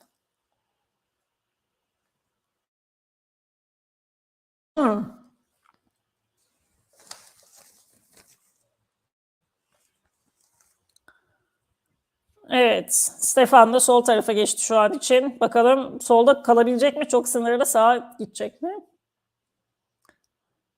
Şöyle, artık rekabet çok fazla arttığı için hani ilk 5 zaten süper bir derece sayılıyor. İlk 10 çok iyi sayılıyor. Hatta artık sağ taraf sol taraf demeye başladılar. Normalde 26 şarkı oluyor. İlk 13'e girmek yani bir başarı kabul ediliyor. Polonya şok. Polonya şok ve bahisler tutturuyor. Bahisler 7-8 falan diyordu. 7-8 bile olmadı. Şu an çünkü daha oy almayan bir sürü ülke var. Hepsi önüne geçecek. Evet, Belçika halktan hep düşük alıyor. Geçen sene çok ünlü, dünyaca ünlü Hurefonik grubuyla gelmişti ve o da böyle çok düşük puan almıştı. 3 diye hatırlıyorum.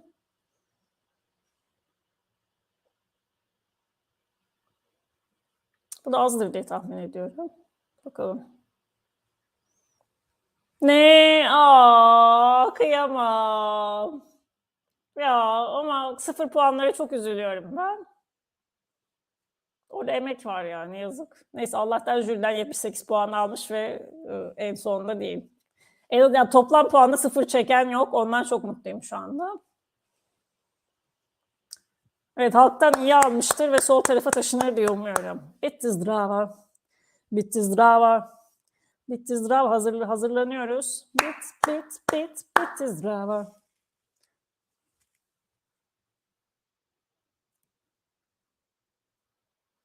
Evet. Construct da bayağı mutlu. Şu an için geçici olarak 1. sıraya yerleşiyor İspanya. Sırbistan. Allah söyletti, olmasın. Hayır.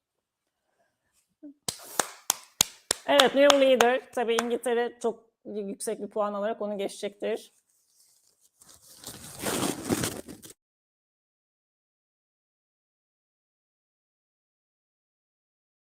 Kusura bakmayın. Evet, sadece 10 ülke kaldı.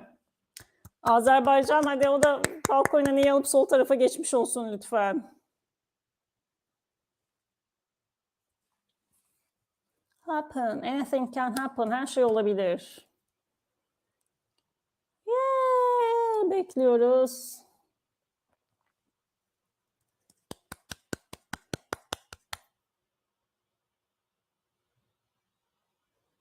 Üç mü? Hayır, inanmıyorum. Ya Telebot'tan hiç oy alacak şarkı değil, dediğim gibi. Hiç melodiye yüklenilmemiş şarkıda. Ama 3'te çok abartılı.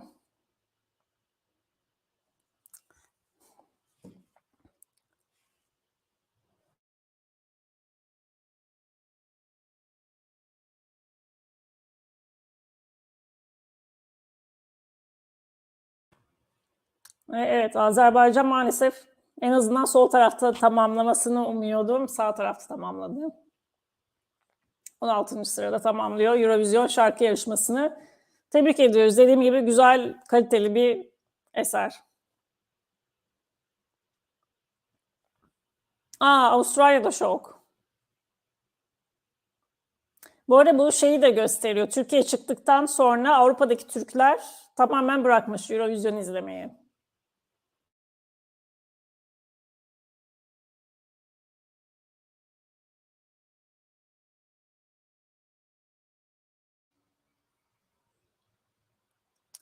Evet, eskiden mesela şeydi. Türkiye katılırken bence öyleydi. Yani hani Türkiye'ye 20 oy hakkınız var. İşte Türkiye'ye 17-18 tane veriyorsa 2 tane de Azerbaycan'a veriyordu. Şu anda Türkiye katılmadığı için kimse izlemiyor bence Türklerden.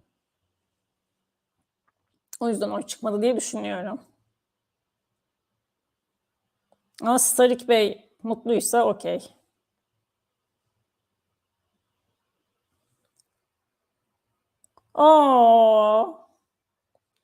Kıyamam. Halkta Hollanda'da. Ben halktan iyi alır. Çünkü böyle çok duygusal, çok yakalayan, çok güzel melodili bir şarkı. O yüzden halktan iyi alır bekliyordum ama tahminimden düşük kaldı. Ama yine ilk ona girecek galiba.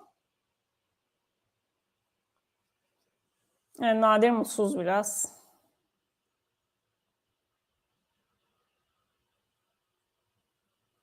Evet, duygusal şarkılar azaldı çünkü çok fazla vardı. Çok, bir de hepsini arka arkaya koymuşlar. Çok fazla duygusal şarkı vardı. İtalya azalsın lütfen. 110 puan aldı İtalya. Evet, İtalya'nın kazanmasından çok korkuyordum ve evet, şu anki sıralamaları çok iyi. Mutluyum buradan. 11. sırada tamamladılar. Hayır, bir dakika. Şu an 3'te ama o diğer ülkeler onun önüne geçecek. Hesaplayamadım.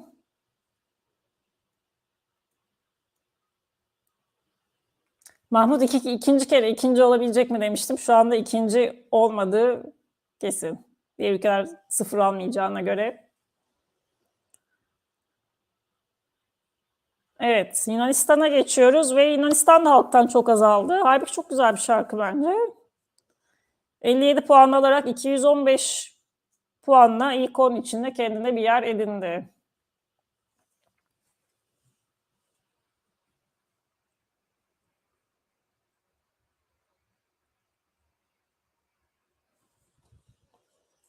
Evet, Portekiz'e geçiyoruz. Umarım en azından Portekiz iyi almıştır.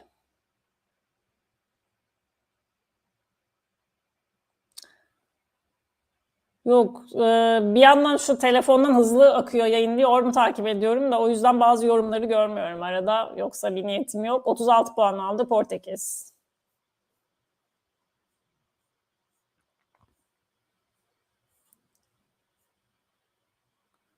Halk oyları dünyadaki tüm ülkelerden bağımsız oylar toplamı.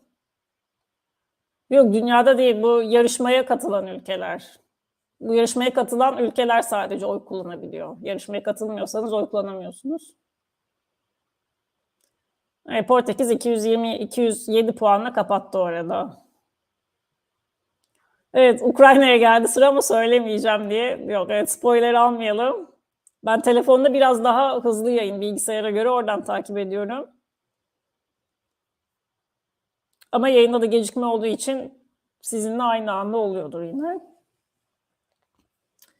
Evet. 439. 400'ün üstü kesin ve evet, o da yeter demiştim. Bu arada bunun hesap kitap yapanlar var işte. Kaç ülke? 25 çarpı 12 yapıp oradan puanları düşen verildikçe matematik hesabıyla kaç puan kaldığını hesaplayıp yarışmadan önce açıklayan birinci insanlar da var ama ben o matematiğe girmedim. Ama 400 puan üstü tahminim tuttu, öyle diyeyim. Çünkü şöyle, hani hiç oy vermeyecek insanlar, düşün işte annelerimiz, babalarımız gibi. Hani bunlara da moral olsun diye bir tane atsa, o işte binlerce insan, 10 binlerce insan yapınca çok değişiyor tabii sonuç. Evet, şu anda Måneskin'in de puan rekoru kırmış durumda. Ukrayna şöyle, biz yapacağız diye açıkladı ama başka bir sürü ülke de işte İspanya, İsveç başta olmak üzere biz yaparız dediler. Belli değil.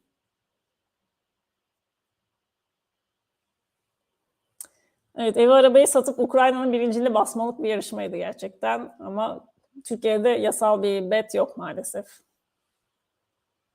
Sam Ryder aşırı heyecanlıdır. Kavuş da heyecanlı ama zaten hani biz kazanmıyorsak Rusçusunuz gibi bir moda sokmuşlardı. Amanda sakız çiğnemeye başlamış orada. Evet, son dördü ekranda görüyoruz. İspanya çok iyi alacaktır Tera'dan. Sanki UK'nin üstünde olur mu? Ondan böyle bir korkuyorum. Doğukan Bey, sizin de mi yayın önde? UK'ye mi geldi sıra? Kazanamıyor diye mi üzüldünüz? Bakalım, İspanya bir puan alacak diye bekliyorum ve hani United Kingdom ve İsveç'e şey kalmayacak, puan kalmayacak.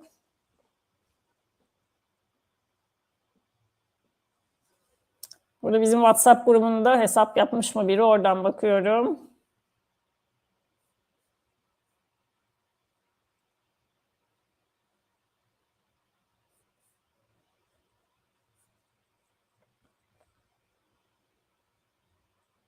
Evet.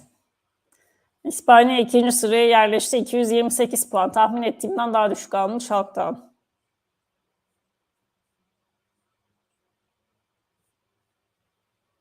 Moldova halkta geçmiş oldu İspanya'yı.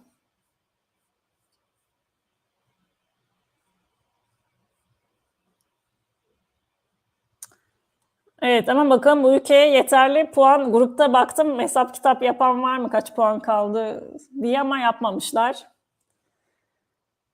O yüzden sonuna kadar heyecanla bekleyeceğiz bu üçlü arasında ne olacağını. Birinci bu üçlüden biri olacak, o kesin. Ukrayna zaten birinci. Diğer iki ülke ise henüz puanlarını almadığı için. Ve evet, Cornelia Jacobs görüntüde, İsveç bekliyor heyecan içinde puanını.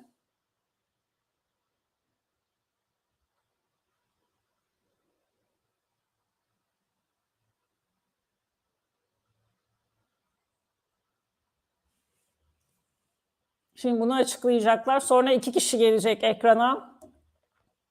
Orada biraz daha böyle tansiyonu yükselterek açıklayacaklar. Çok heyecanlıyım. Bakalım, inşallah yanılırım. Ben Ukrayna'nın kazanacağını düşünüyorum politik durumdan dolayı. İnşallah gerçek birincisi kazanır. Evet. Bekliyoruz. Bekliyoruz. Evet. Haydi. 180 puanla kaldı İsveç. Şu an için 3. sırada. Halktan yani, halk oyları çok şaşırttı beni bu yarışmada. Jüri değil de halk çok şaşırttı.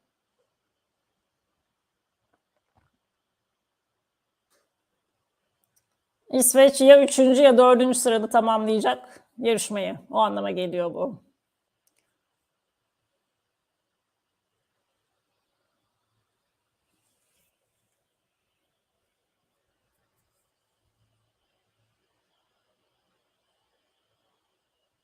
Moldova 7. sırada tamamladı. Şu an sırası belli olmayanlar UK ve Ukrayna. UK sanırım kalan ülkeleri, İngiltere kalan ülkeleri geçecek puanı alır diye düşünüyorum. İşte şu anda hesap kitap yapanlar biliyor birincinin kim olduğunu. Ben yapmadığım için bilemiyorsunuz. Soydan'ın yayın önden gidiyor olduğu için o bilecek ama söylemesin bize.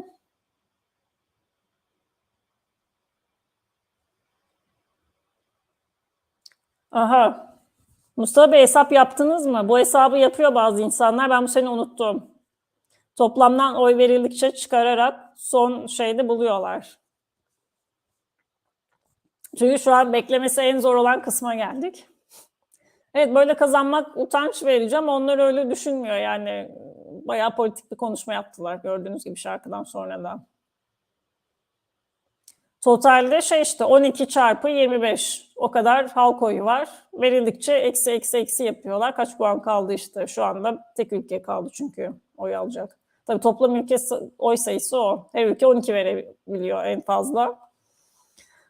Pardon 12 çarpı 25 değil. 12 çarpı 25, 10 çarpı 25, 8 çarpı 25. 183 puan evet. Ukrayna kazandı. Evi arabayı basın yatırım tavsiyesidir. Yazanlar doğru, haklı çıktılar Ekşi Sözlük'te. Tahmin ettiğimiz oldu. Gerçek bilinci İngiltere'ymiş, onu anlıyoruz. O yüzden seneye bence yarışma İngiltere'de olmalı.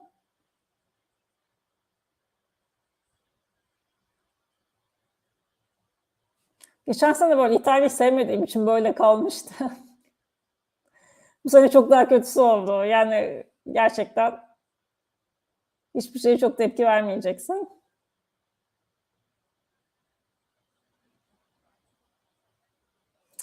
Evet, Ukrayna kazandı. Ama isterseniz onu saymayalım.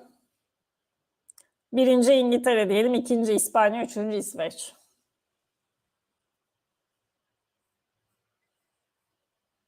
Tabii orada evet hata yaptım. İşte 12'den 12, 10, 8, 7, 6, 5, 4, 3, 2 birim toplamı çarpı 25. Matematik yetmedi onların hepsini kafadan toplamaya.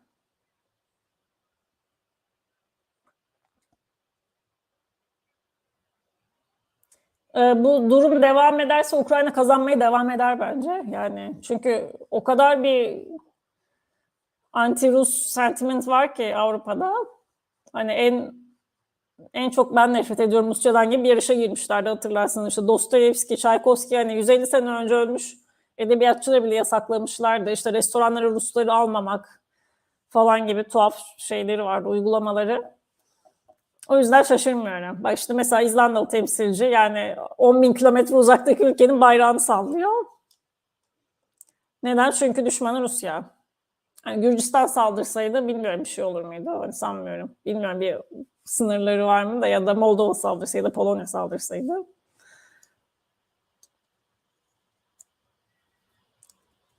Evet, şunu daha iyiydi.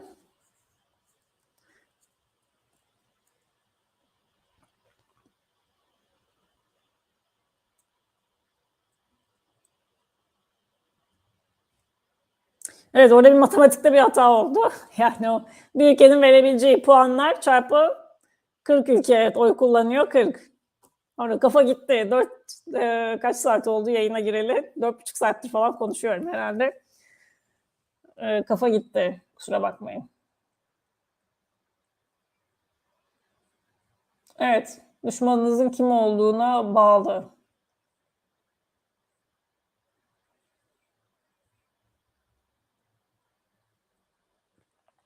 İşte tekrar bir performans sergileyecekler. Bilmiyorum izlemek ister misiniz ama kristal mikrofonu aldı.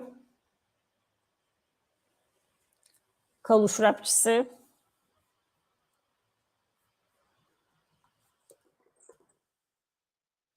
Şimdi resmi spikerlere biraz üzülüyorum. Yani bu yayına hem iki şey için üzüldüm. Bir, çok fazla sanırım 5-6 tane slow şarkı üst üste koymuşlar. Onların görevi tabii hani benim yaptığımdan daha farklı. Onlar o yayına tutmaya ihtiyacı var insanları. Orada bayağı Graham Norton, benim hiç sevmediğim tarzdır BBC anlatım tarzı. Herkese dalga geçmek üzerine kurulu. Graham Norton gibi şaklabanlık yapmışlardır orada. Bir onu üzülmüştüm. Bir de şu anda ne diyorlar acaba?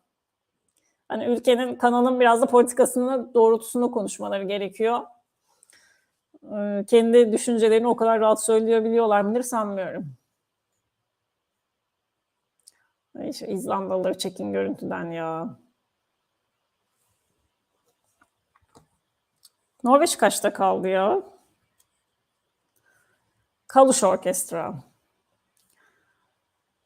Bu arada Kaluş Orkestra'daki bir çocuk geçen sene de GOE üyesi olarak sahneye çıkmıştı. Ihor Didençuk. Şey değil, şarkıyı söyleyenlerden biri değil. Şarkıyı söyleyen Oleg Pisiuk, rap kısmını söyleyen. Kaluş'u founding member'ı, kuran isim Kaluş'u. Kaluş da Ukrayna'da bir şehir. Ve genelde Ukrayna'daki işte bu Kaluş şehrinde özel argo tabirleri kullanarak söylüyormuş. Yarışma için bir vokalist daha alarak Kaluş Orkestra oldular.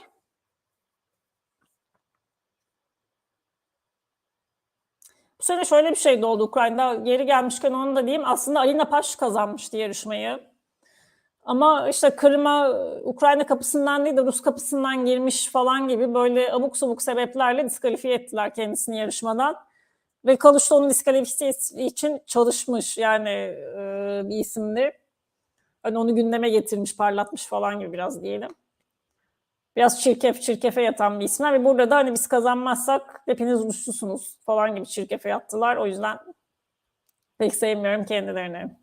Alina Paş gelse belki daha evet o şarkı gelse belki biraz daha hani hak etmiş görülebilecekti. Ama şu anda en zayıf birinciler listesinde birinciliği almış durumdalar. Tebrik ediyorum. Evet, Çağ ve Europa dediler. Yayın bitiyor. Biz de yavaş yavaş bitiriyoruz birazdan.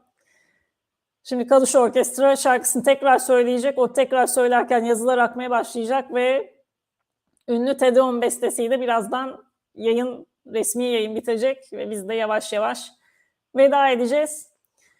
Dediğim gibi kanala videolar yüklemeye devam edeceğim. İşte şarkı incelemeleri olur, sıralamalar olur. Çok talep gelirse yani beraber canlı yayın tekrar açabiliriz şarkı incelemesi filan gibi. Ya da işte ülkelerin ulusal finalleri başlayacak tekrar birkaç ay sonra. Onları inceleyebiliriz. O yüzden kanalı takip ederseniz ve bildirimlerinizi açarsanız çok sevinirim. Çok teşekkür ederim benimle bu yayını paylaştığınız için. Chat'e katkı verenlere özellikle teşekkür ediyorum. Gerçekten sizinle çok daha zevkli oldu benim için de yapması.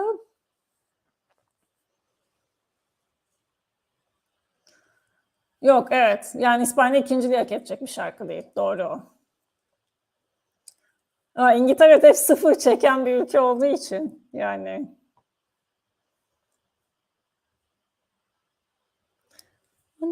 Vamos Stefania, l'aspettare una seria.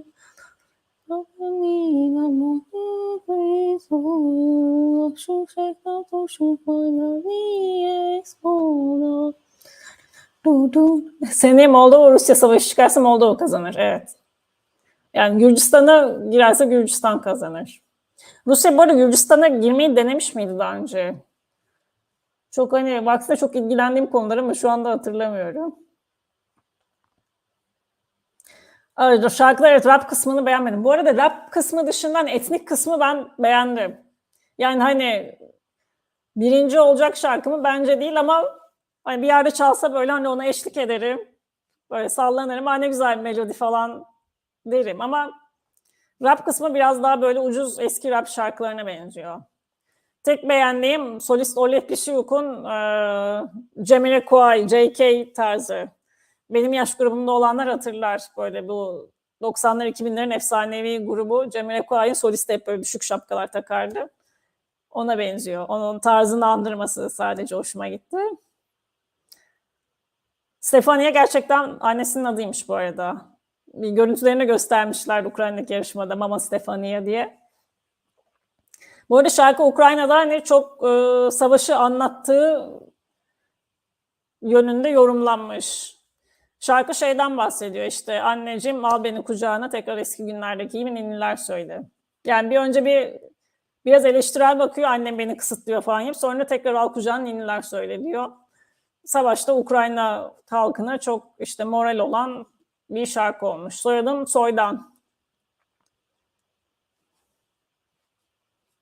Eurovisionist hesabını bulursanız orada da admin diye yazıyordur benim hesabım. Eurovisionist ama başka bir isim benden daha önce Eurovisionist aldığı için İstanbul'da yaşadığım için İstanbul'dan geliyordu o zaman. Sonunda bir tane alt çizgili. Eurovisionist Instagram. Şahsi hesabım şeydir. Şimdi sizin isminizi biliyorum. Sizin isminizi görünce kabul ederim. Yoksa şahsi hesabımı kilitli herkese almıyorum oraya. Evet, boşa gitti bir yıl. Yani tabii hani ne kadar önemli bilmiyorum ama hep tabii kazanan hatırlanıyor. Kazanan listelere giriyor. O yüzden maalesef evet, İngiltere'yi öyle hatırlamayacağız ama şöyle, Sam Ryder TikTok fenomeni. Instagram'da da çok fazla 3 milyon sanırım takipçisi var. Ama şu anda hani bütün Avrupa, bütün dünya Sam Ryder'ı tanımış oldu. Evet, Norveç çok iyiydi. Onlar da bayağı bir sükse yaptılar. Moldova, benim şokum, gecenin şokum Moldova.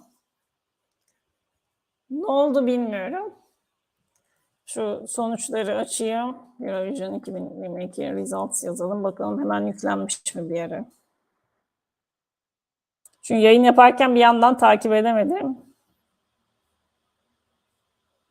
Bunu böyle bir sindirelim. Ben böyle hemen uyuyamıyorum falan gece. Böyle üstünden geçiyorum. Ancak öyle uyuyabiliyorum. Evet. Şu şimdi attığım linke sonuçlar eklenmiş.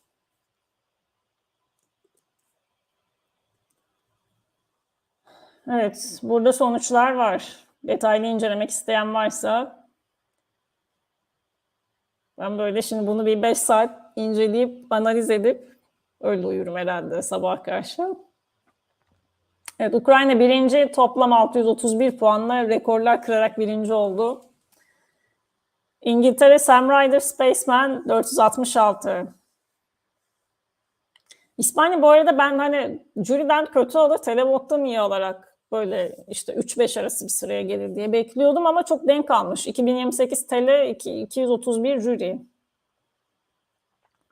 Halkta daha düşük, jüride yüksek alan işte İngiltere, onlar da İsveç, ikisi de 180, işte 250, İngiltere'de 280 bandında.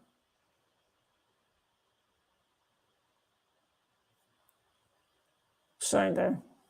Evet, televotta açık ara birinci Ukrayna, ikinci Moldova'ya gerçekten çok şaşkınım. 3 İspanya, 4 Sırbistan, 5 İngiltere, 6 İsveç, 7 Norveç. Televotta ben Norveç yani ilk üçe gider diye bekliyordum. Yani birinci zaten Ukrayna ama olmamış. Ama sevindiğim şeyler işte İtalya'nın geride kalmış olması. Çünkü dediğim gibi teknik sebeplerden hiç istemiyordum İtalya'nın tekrar kazanmasını veya üst sıralarda yer almasını. İspanya'dan mutlu değilim çünkü böyle şarkılar çok dandik, işte anlamsız, sahne şovları da hep seksaz yapıyorlar falan diyenleri koz olur diye istemiyordum. Olacak. Şu anda yapacak bir şey yok. İyi bir derece aldı çünkü. Ama hemen arkadan gelen, yani birkaç arkadan gelen Sırbistan'da gerçek bir sanat eseri. Evet, United Kingdom'da bu arada dediğim gibi hani sözleri çok anlamlı. Hani uzaya gittim de ya sadece uzay var falan gibi değil. Hani çok bir yerlere çabaladım, çok bir yere ulaştım ama orada mutlu olamadım. Space'in diğer anlamını, boşluk anlamını. Orada sadece boşluk var. Ve tekrar ait olduğum yere, evime, yani dolu olan yere dönmek istiyorum diyor. Böyle dediğim gibi Portekiz'in Saudade'nin anlamını galiba şarkıdan sonra söylemeyi unuttum. Kavuşması imkansız şeye duyulan özlem Saudade. O yüzden ölümle ilgiliydi şarkı ve Mauro ölen dedesi için yazmış şarkıyı. Tabii şöyle de bir farkı var. Ağıt yakma, üzülme anlamında ölüm değil de onunla ilgili güzel anıları hatırlama anlamında bir hissi. Yani işte mesela annem geçenlerde şey demişti. İşte çok pardon. Böyle annem annesiyle işte ne güzel zeytin topluyorduk işte bağa gidiyorduk falan diye böyle bir anılarını andı, böyle bir gözleri yaşardı, hüzünlendi. İşte o böyle bir Saudade, a little Saudade moment. Orada bir Saudade yaşadı.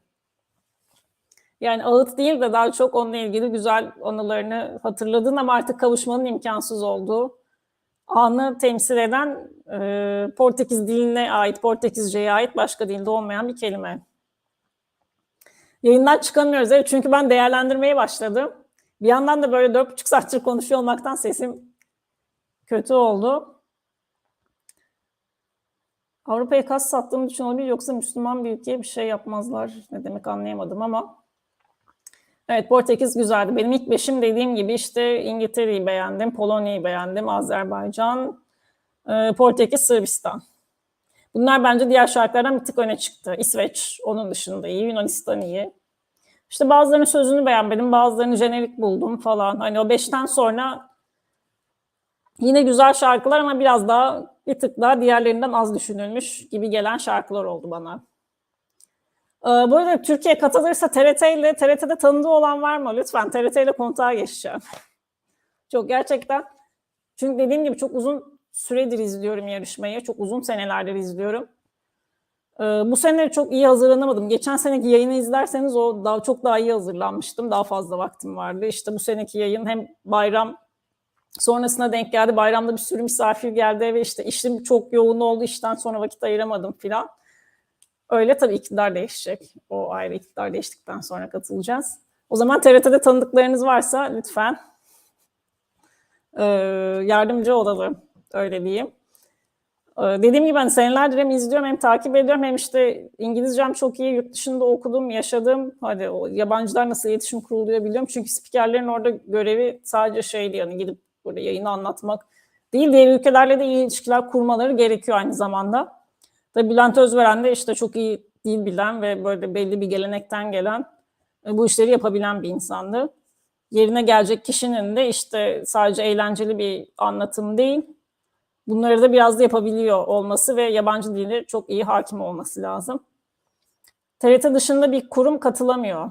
Yani şöyle Avrupa Yayıncılar Birliği çok böyle bir uzun bir şartname listesi var ve o listede işte belli bir saat kültür sanat programı yapması, ülke çapında yayın yapması falan gibi bir sürü seçenek var. Ve bunu da genelde resmi kanallar hariç kimse karşılamadığı için hiç özel bir kuruluş üyesi değil. Hep resmi kanal üyesi. Böyle. Yani hani bazen diyorlar Acun yayınlamaz mı falan. Hani Acun yayınlayıp pazarlarsa ilgi çeker diye. Yok TV8 oraya üye olmadığı için ve olamayacağı için, şartları yerine getirmediği için maalesef yayınlayamaz. Öyle yani her ülkede de yayınlayan ve işte yarışmayı bütçe ayıran, destekleyen oranın devlet kanalı. Acınsınız. Survivor gibi yarıştırıyormuş aynı anda sahnede. Battle olarak aynı anda çıkıyorlar sahneye. Instagram ya işte Eurovisionist hesabım var. Tekrar yazayım onu. Maalesef Eurovisionist'i benden önce biri aldığı için sonuna bir alt çizgi ekledim. Ama çıkar. Yani zaten yazıyor galiba admin şu işte huge fans from Turkey diye. Onun çoğul olmasının sebebi de işte beni sattı bazı insanlar. Buradan da çıktılar chat'tan. Farkındayım. O yüzden çoğul yazıyor ama ben bakıyorum inşallah bakacağım. Dediğim gibi çünkü basın akreditasyonu almak istiyorum. Çünkü bana bu kadar 70 takipçiyle akreditasyon vermediler. Evet, bizim yayında sabaha doğru gidiyor. Hala 15 kişi var yayında. Teşekkür ediyorum ilginiz için. Daha fazla analiz yapmak isteyen varsa söylesin. Yoksa verdiğim linkten linki bir dağıtayım. Buradan kendiniz de analiz yapabilirsiniz. Şöyle linki yapıştırdım. Bu Eurovision World çok güzel bir site. Grafikleri şeyleri falan hani bayağı bir siteye yatırım yapıyorlar yani bayağı kaliteli bir site. İşte mesela o bilgisayardan açıyorsanız o tabloya gelin mesela points diye tıklayın. Orada sıralamayı değiştiriyor. Yanında tele var. Tele'ye tıklayın. İşte televot sırasını görüyorsunuz. Jüriye tıklayın. Jüri sırasını görüyorsunuz. Running'e tıklayın. Çıkış sırasına göre yapıyor işte. Place'e yapın. Toplam puana göre tekrar yapıyor. İşte ülkeye göre sıralıyor. Şarkı alfabetik sırasına göre. Oradan dediğim gibi sıralayabiliyorsunuz. Ve jüri birincisi tekrarlayalım İngiltere, jüri ikincisi İsveç, üçüncüsü İspanya. Beni çok şaşırtan İspanya'nın jüri üçüncüsü olması oldu. Jüri dördüncüsü Ukrayna. Bunu tahmin etmiştim. Çünkü belli ülkelerden zaten jüriden de puan alacak. Ve halktan da 400'ün üstünde alacak demiştim. Çünkü işte Måneskin 400'e yakın, 387 diye hatırlıyorum. 400'e yakın bir puan almıştı. Onu geçeceğini tahmin etmiştim. Böyle oldu.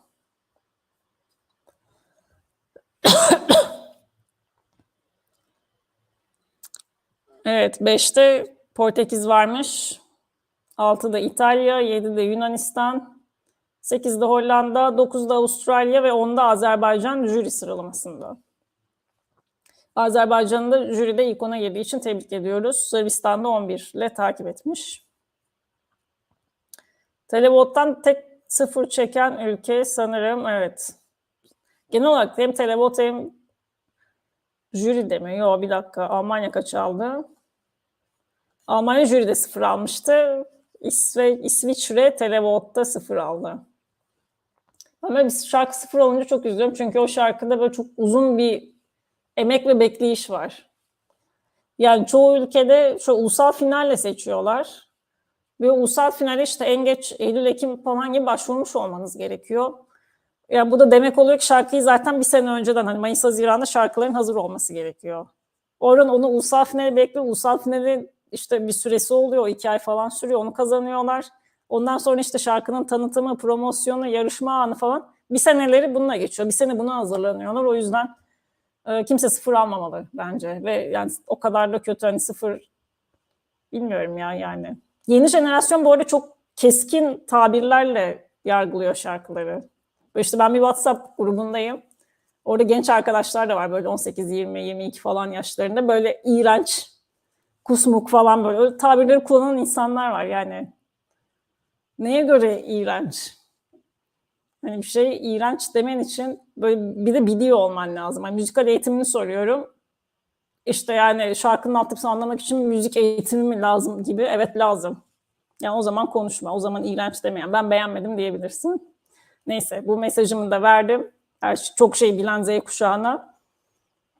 Bakalım bu arada ben Eurovision World sayfasındayken neler gelmiş chat'e. Evet, like butonuna da basalım lütfen. YouTube çok bakıyor öyle şeylere.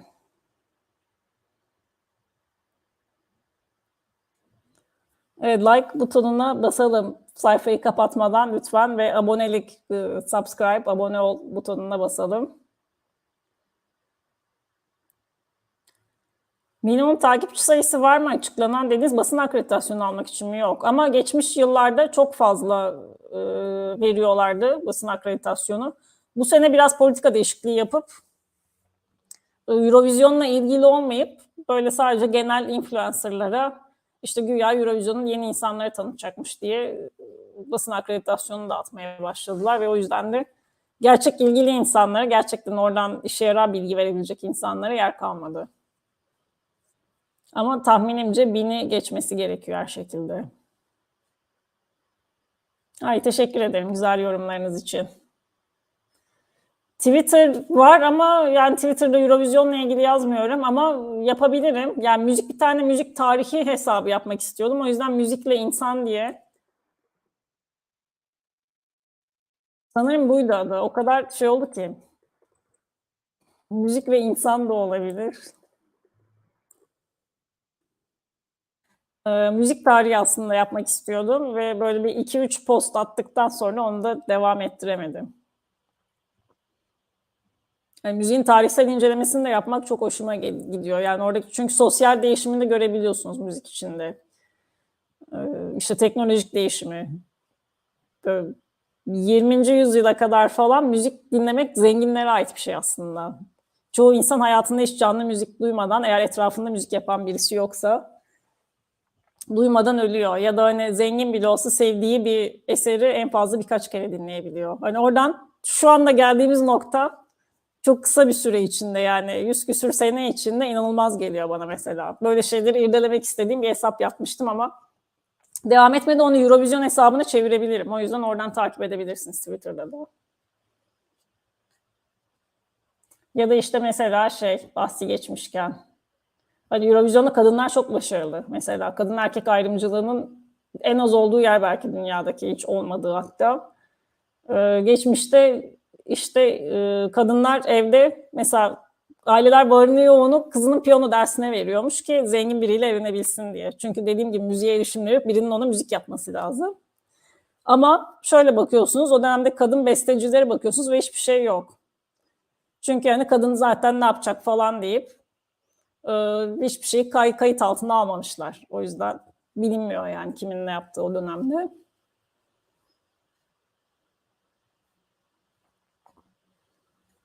Evet, chat'e bakıyorum. Çok geriden geliyorum chat'te, kusura bakmayın. Ne varsa satacağız ve TRT'yi de satacağız.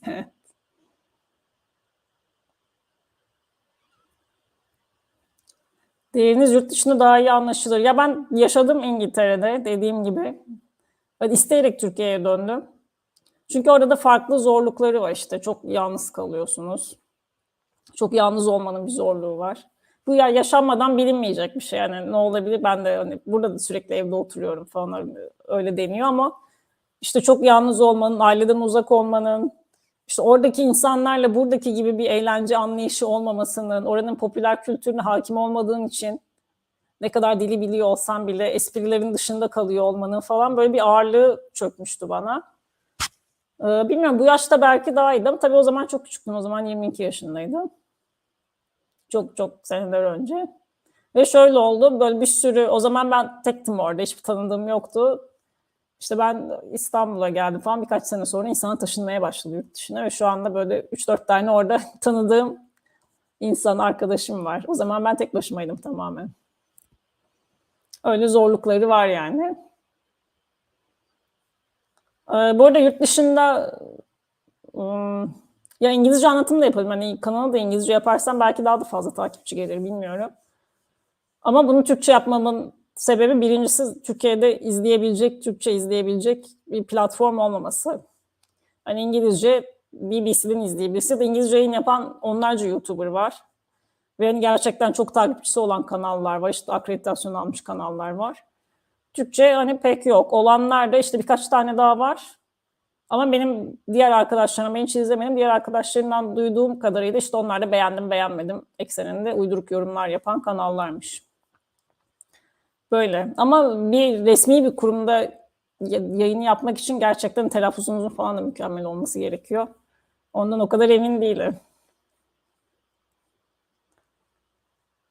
Chanel trend topik olmuş Twitter'da. San Marino olmuştu galiba, değil mi geçen günde? San Marino ve Türkiye'nin Eurovision'la imtihanı. San Marino ve Chanel. Türkiye'de şehir değiştirmek bile etkiliyor insanı. Çok katılıyorum buna. Türkiye'de şehir değiştirmek bile etkiliyor insanı. Ben işte İstanbul'da 18 sene sanırım yaşadıktan sonra İzmir'e geldim ve bayağı etkiliyor gerçekten şehir değişikliği yapmak. İngiltere'de yağmur da çok. Evet, yağmur çok ama beni mesela yağmur etkilemedi. Beni havanın çok erken kararması etkiledi kışın. Yağmur yani hani İstanbul'da da çok şey var aslında. Kışın yağış var. Ama orada böyle bir de saat 3'te hava kararmaya başlıyor. 4'te kapkaranlık oluyor. Ya da işte sabah 8.30'da falan çıkıyorsunuz evden ve kapkaranlık oluyor. Ya da 9'da. O beni çok etkilemişti. Yani arada kalan 9 ile 3 arasında kalan zamanda da zaten içeride oluyorsunuz binanın içinde ve hiç güneş görmeden böyle 3-4 ay geçirmek beni çok kötü etkilemişti. Yağmurdan çok o vurdu. İşte güneşi görebildiğiniz zamanın tabii gri oluyor gökyüzü. Buradaki gibi kış güneşi pek görünmüyor. Ama yazı gerçekten çok farklı. Yazın da yağmur yağıyor ve yazın serin. Yani bulduğum her şeyi giymiştim ilk gittim. Ne kadar soğuk olabilir ki falan deyip böyle bir tane ceket falan koymuştum. Ve böyle 2 atlet, 2 tişört, üst üste böyle ceket, şal falan sarınarak anca idare etmiştim Ağustos ayında. Maalesef iklim olarak ülkemiz cennet, öyle diyebilirim. Doğa olarak cennet. Biz kıymetini bilemiyoruz. İşte inşallah daha iyi kıymeti bilinebilir. Evet, belki gene gidersin, belli olmaz ya. Hayatta hiçbir şeye kesin konuşamayız. Ben demin Soğudada'yı anlatırken demiştim, kavuşma ihtimali kalmayan bir tane. Hani her şey olabilir. Benim boşanıp tekrar evlenen tanıdığım da var. Ya da işte bir yerden bir ülkeye göç edip sonra kesin dönüş yapan tanıdıklarım da var. Her şeyin bir oluyor yani. Tek hayatta çaresi olmayan, dönüşü olmayan tek şey ölüm. O yüzden o bize uzak olsun. Allah sağlık saat versin, öyle diyelim. Herkes mutlu olacağı, değerinin bilineceği yerde yaşasın. İnşallah. Çok çok da böyle bir pozitifle, çok dualarla. Evet, Man Spider. Siz Danimarka'da yaşıyorsunuz. Danimarka nasıl? Evet, yazın bu arada çok güzel oluyor. Yazın da saat böyle evet, 10'a doğru böyle batıyor ve saat böyle 8'de mesela bizde 8'de böyle batmaya geçmiş oluyor. Orada 8'de daha hala aydınlık oluyor. Ama tabii bir de sabah da böyle 3'te falan doğmuş oluyor. O yüzden blackout perdelerinizin olması gerekiyor ama ucuz bir yatırım zaten. Orada IKEA'dan falan gidip alabilirsiniz. Böyle. Orada yüzülüyor mu ya? Danimarka'ya da gittim ben ama o denizinin çok lacivert gelmişti bana denizi. Bilmiyorum, ürkütücü gelmişti. Bir de soğuktur diye düşünmüştüm muhtemelen. Çünkü ben yazın işte Alaçatı suyuna bile giremiyorum. Öyle diyeyim. Titriyorum girerken. Hani Alaçatı falan hiç sevdiğim bir yer değil o yüzden pardon. Nefret ediyorum. Hatta böyle bir kalp çarpıntısı falan oluyor çünkü soğuk suya girince. Böyle sıcak. Bana böyle Marmaris, Fethiye, Antalya falan böyle sıcak sıcak seven bir insanım. Böyle şimdi İzmir'e Çeşme çok yakın ama mesela yazın kaç kere giderim. İstanbul'un arkadaşlar gelince onları götürürüm. Öyle benim için.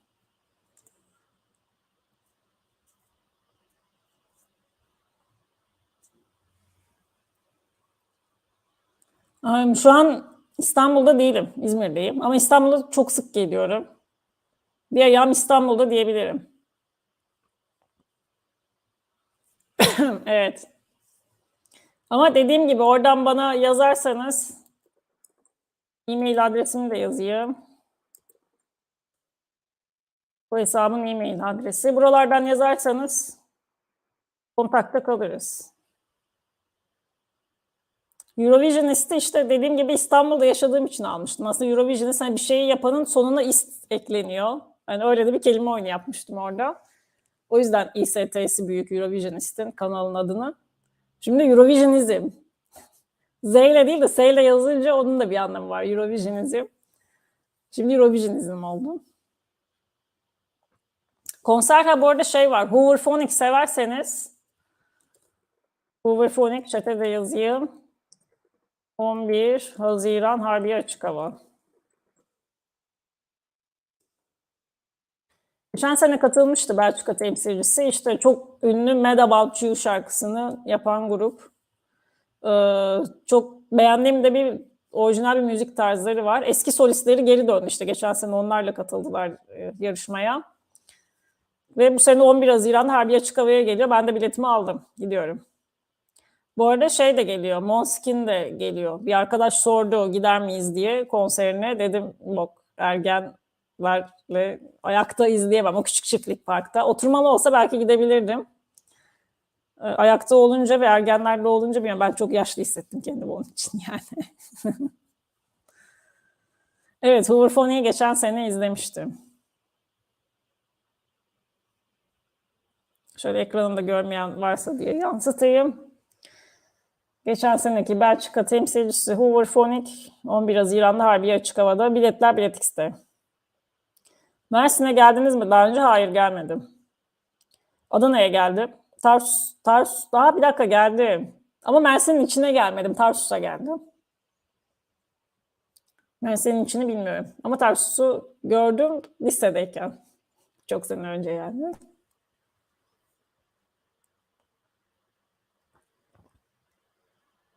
Evet tabii İzmir'de hafta sonları ve hafta içi çalıştığım için akşam geç saatlerde müsait oluyorum sadece. Tarsus evet. Bu arada Tarsus var. Tarsus Amerikan Lisesi var. Öğrencilerin yarısı Adana'dan bayağı yapıyor. Adana'dan gelip şehir değiştiriyor ama Mersin'den gelenler de sanki şehir değiştirmiş gibi, hatta belki daha uzun bile olabilir o yol. Evet Sırbistan, tebrik ediyoruz. Dediğim gibi anlamlı bir şarkı. Müzikal anlam olarak belki çok muhteşem bir şey değil ama çok anlamlı, güzel bir şarkı ve güzel bir icraydı. O yüzden benim tebrik listeme girdi Sırbistan'da. Semih puanları açıklanmış. Hemen bakıyoruz. Bu size verdiğim sitede kesin vardır. Evet var. Hemen chat'e yazıyorum. Evet, birinci yarı final puanları chatte. Oradan bakabiliriz. Bakalım, ben de açıyorum şu anda. Evet, tabii ki Ukrayna kazanmış birinci yarı finali. Ama Ukrayna'yı saymazsak gerçek kazanan Dedip de evet, Hollanda olmuş. Orada da jüriden daha yüksek alıp halktan düşük almış. Halbuki çok güzel, dokunaklı okumuştu yani. Bilmiyorum, ben yüksek alır diye bekliyordum. Aynı şekilde ikinci Yunanistan, o da jüriden yüksek, halktan düşük. Üçüncü Portekiz, o da jüriden yüksek, halktan düşük. Sonra tam tersine çeviren, halktan daha yüksek alan Ermenistan geliyor onların arkasından. Norveç TL'de ben çok düşük almış ya. Norveç TL'de kopar gider diye bekliyordum. Mesela Ermenistan 105, birinci yarı final, Norveç 104. Gerçekten şok yani. Sınırdan İzlanda ve İsviçre çıkmıştır tahminimiz. Bu arada doğru çıktı. Sınırdan çıkan ülkeler en sondan bir önceki İsviçre ve son sırada çıkan 103 puanla İzlanda olmuş ve Hırvatistan'ın da bayağı bir puan fark atmış. 30 puan falan fark atmış Hırvatistan'a. Hırvatistan geçen sene de 11. olmuştu ama çok böyle ilginç bir şey olmuştu. Böyle 1 puanla falan 11'de kalmıştı. Albina güzel bir şarkı ve icraydı o da.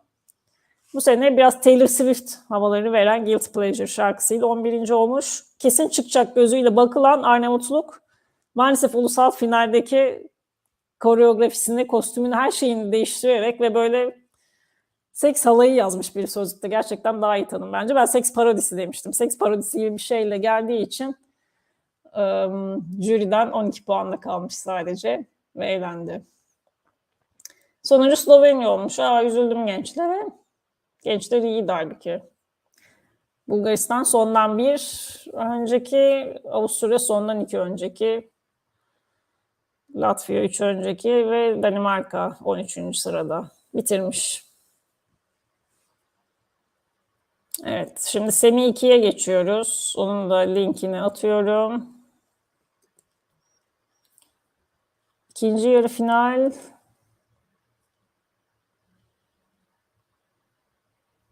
Bu arada Doğukan Bey bir şey demiş. Ukrayna durumu olmasa Norveç daha fazla oy alırdı televoting'de. Bence doğru.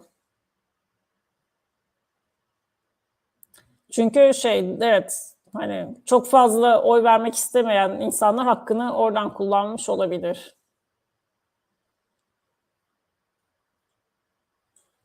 Ne eğitiminiz var yarın sabah? Hafta sonu genelde şey oluyor, mesleki veya kişisel gelişim eğitimleri oluyor. Ben teşekkür ederim. Gerçekten yayını renklendirdiniz. Çok sevgiler ve iyi geceler diliyorum herkese.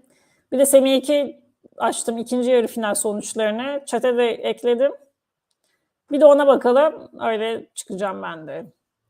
Evet, tahmin ettiğim gibi İsveç kazanmış. Büyük bir farkla. 396 İsveç, 243 Avustralya. Sırbistan 3. olmuş yarı finalde. Çek 4, çok iyi çıkmışlar. Finalde öyle bir varlık gösteremedi. Estonya 5, Polonya 6. Polonya beni çok şaşırttı. Çünkü böyle kazanmaya giden bir şarkı izlenimi veriyordu Polonya. Ama dediğim gibi yani Eurovision görsel bir şey aynı zamanda. Ben ilk Spotify'dan dinlediğim için şarkıyı böyle aşık olmuştum. Böyle 20 kere falan dinledim şarkıyı. Sonra çocuğun kendisini ve performansı görünce böyle takım elbise giymiş, düğmesini en üstte kadar iliklemiş falan böyle söylüyor. Olmayacağını anladım. Hani o kazanmaya gitmeyeceğini ama en azından ilk 5'te olacağını düşünüyordum. Olmadı. Ve Finlandiya'nın ünlü grubu Rasmus 7. olarak tamamlamış yarı finali. 8 Belçika, ben 8 Belçika ve Romanya sınır çıkmıştır diyordum. Azerbaycan sınırı çıkmış. Televot'tan 0 alıp jüriden aldığı 96 puanla jüriden kaçıncı olmuş? 1, 2, 3, 4, 5. Jüriden 6. olup sadece jüriden aldığı puanlar yettiği için çıkmış finale. Evet, 11 ve sınır kaybedeni Makedonya. Çok şaşırdım. Hani İrlanda olur, belki Kıbrıs olur diyordum. Belki San Marino olur. Değil. Kıbrıs 12'de kalmış. İsrail 13, San Marino 14, Malta 16 mı? 14'te 16 atlıyor burası, bir dakika. Ha, pardon, evet, sıralama aynı olunca bilgisayar şaşırmış. 15 İrlanda, 16 Malta, 17 Montenegro. Bu arada şarkı sözlerini çok seviyorsanız Karadağ'ın da şarkısını çok anlamlı. Nefes alma, breathe. O diyor ama aslında şeyi kastediyor, işte ilişkilerde insanlar birbirine nefes alacak alan tanımıyor. Onun üzerine bir şarkı. Hani ikili ilişkilerde de, aile ilişkilerinde de, iş ilişkilerinde de, her şeyde aslında böyle milyonlarca insanın yaşadığı bir sorun.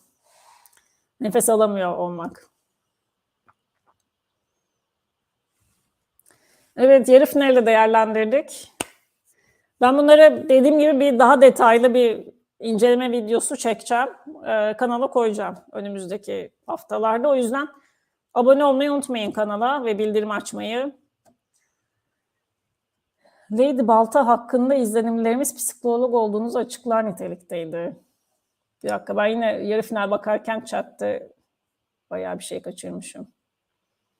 Oo, psikodrama eğitimi. Wow, ne kadar güzel. Evet, teşekkürler. Teşekkürler.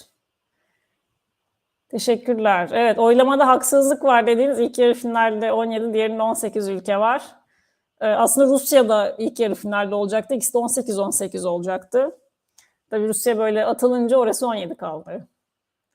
Ama orası hep de denk düşmüyor. Bir tanesi işte, yani hayatta şans diye bir şey var gerçekten. Hep dediğim gibi şans. Mesela bu sene çok fazla hareketli şarkı olsa İspanya asla 3. olamazdı. Hani öyle, onun gibi bir şans var hayatta yani.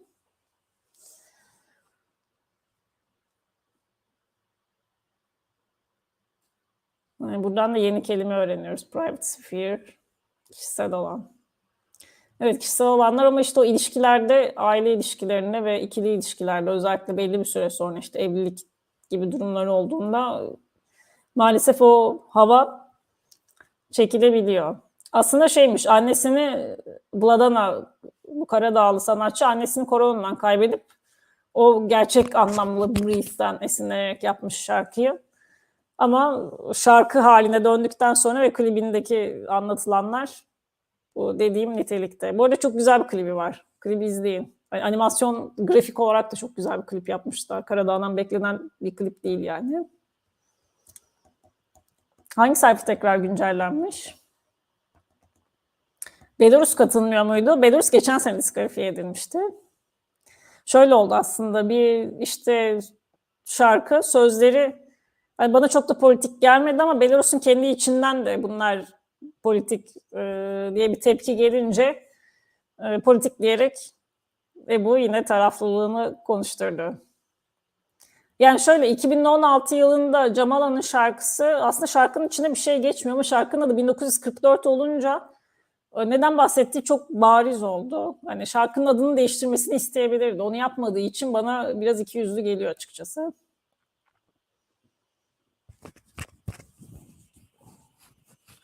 Hangi sayfa güncellenmiş ya? Ukrayna'ya televolta bakar mısınız? Finalde. Finalde mi? Finale bakıyorum. Bir dakika. Televot 439. 439 puandı. Yine nesi?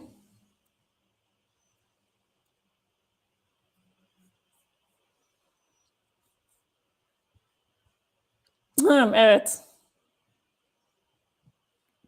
Evet, her ülkeden neredeyse 12 yağmış. Her ülkeden, evet. Bu sayfada, şimdi linki tekrar alıyorum. Cepten nasıl görünüyor bilmiyorum. Bilgisayardan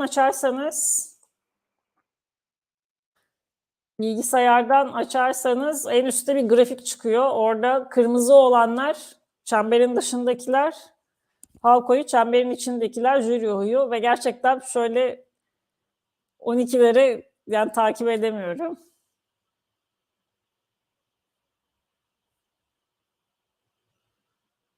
Toplam bu arada yandan basarsanız bir yere işte televot jüri yazan yere toplamları gösteriyor. 24 puan yaptı. Ben Polonya'dan yapar diyordum ve Baltık ülkelerinden yapar diyordum ve Gürcistan'dan yapar diyordum. Gürcistan biraz karakterli çıkmış ve 18 vermiş. Polonya, Moldova, Letonya ve Litvanya'dan 24 puan. Yani hem halkta 12 hem jüride 12 almış. Romanya'dan 22. Yani Romanya'dan da katılımcı olduğu için ben Moldova en azından 12'sini bir alanda oraya verebilir diye Moldova'yı saymamıştım. Moldova'da sürpriz oldu benim için. Evet, İzlanda zaten İzlandalı şarkıcılar elinde şöyle şu boyutlarda devasa bir Ukrayna bayrağı gezip duruyorlardı. İzlanda'da 22 vermiş, Fransa 22, Almanya 22, Portekiz 20, İsrail 19, sonra bir sürü 19, sonra 18, hepsini okumanın bir anlamı yok. Düşük verenlere bakalım. Sırbistan 7. Sırbistan bildiğiniz gibi hani politik olarak da daha Rus yanlısı. Makedonya 8, Malta 8, Yunanistan 10, Avusturya 12, Bulgaristan 12. Bunlar karakterli ülkelermiş. Tebrik ediyoruz. Estonya 12. Burada şaşırdım. Estonya'dan da 24 beklerdim. İspanya 12, Finlandiya 12. Evet, bunlar biraz daha karakterli ülkeler. Azerbaycan Rus yanlısı bir ülke aslında ama 18 vermiş. Demek bu politik bağlantısına biraz daha çalışmam gerekiyor burada. Ya da haberleri biraz daha iyi takip etmem gerekiyor. Belki bir konuda geride kaldım. Öyle diyelim. Bu arada yayındaki insan sayısı onun altına düşmüş. O yüzden bence artık kapatabiliriz yayını. Sadece soru var mı diye bakayım. Soru geldiği için sürekli cevapsız da bırakmak istemiyorum. İlk 5 sonra hayır. Sadece kazanan ve 5 büyük ülke. 5 büyük ülke dediğimiz işte İtalya, İspanya, Almanya, İngiltere ve Fransa. Bunlar şöyle en çok her ülke eşit para vermiyor bu yarışmanın bütçesine veya işte Avrupa Yayıncılar Birliği bütçesine. Zengin ülkeler daha fazla para veriyor, fakir ülkeler daha az para veriyor. Bu 5 ülkede masrafların çok büyük bir kısmını karşılıyorlar. O yüzden de kanallar diyor ki cumartesi ben o zaman bu kadar para veriyorsam reytingi düşünmeyeyim diyor. Çünkü bu garanti işte %65 falan şehir oluyor İngiltere'de. Hani ki İngiltere çok izlenen ülke değil. İşte Yunanistan'da %90 oluyor mesela.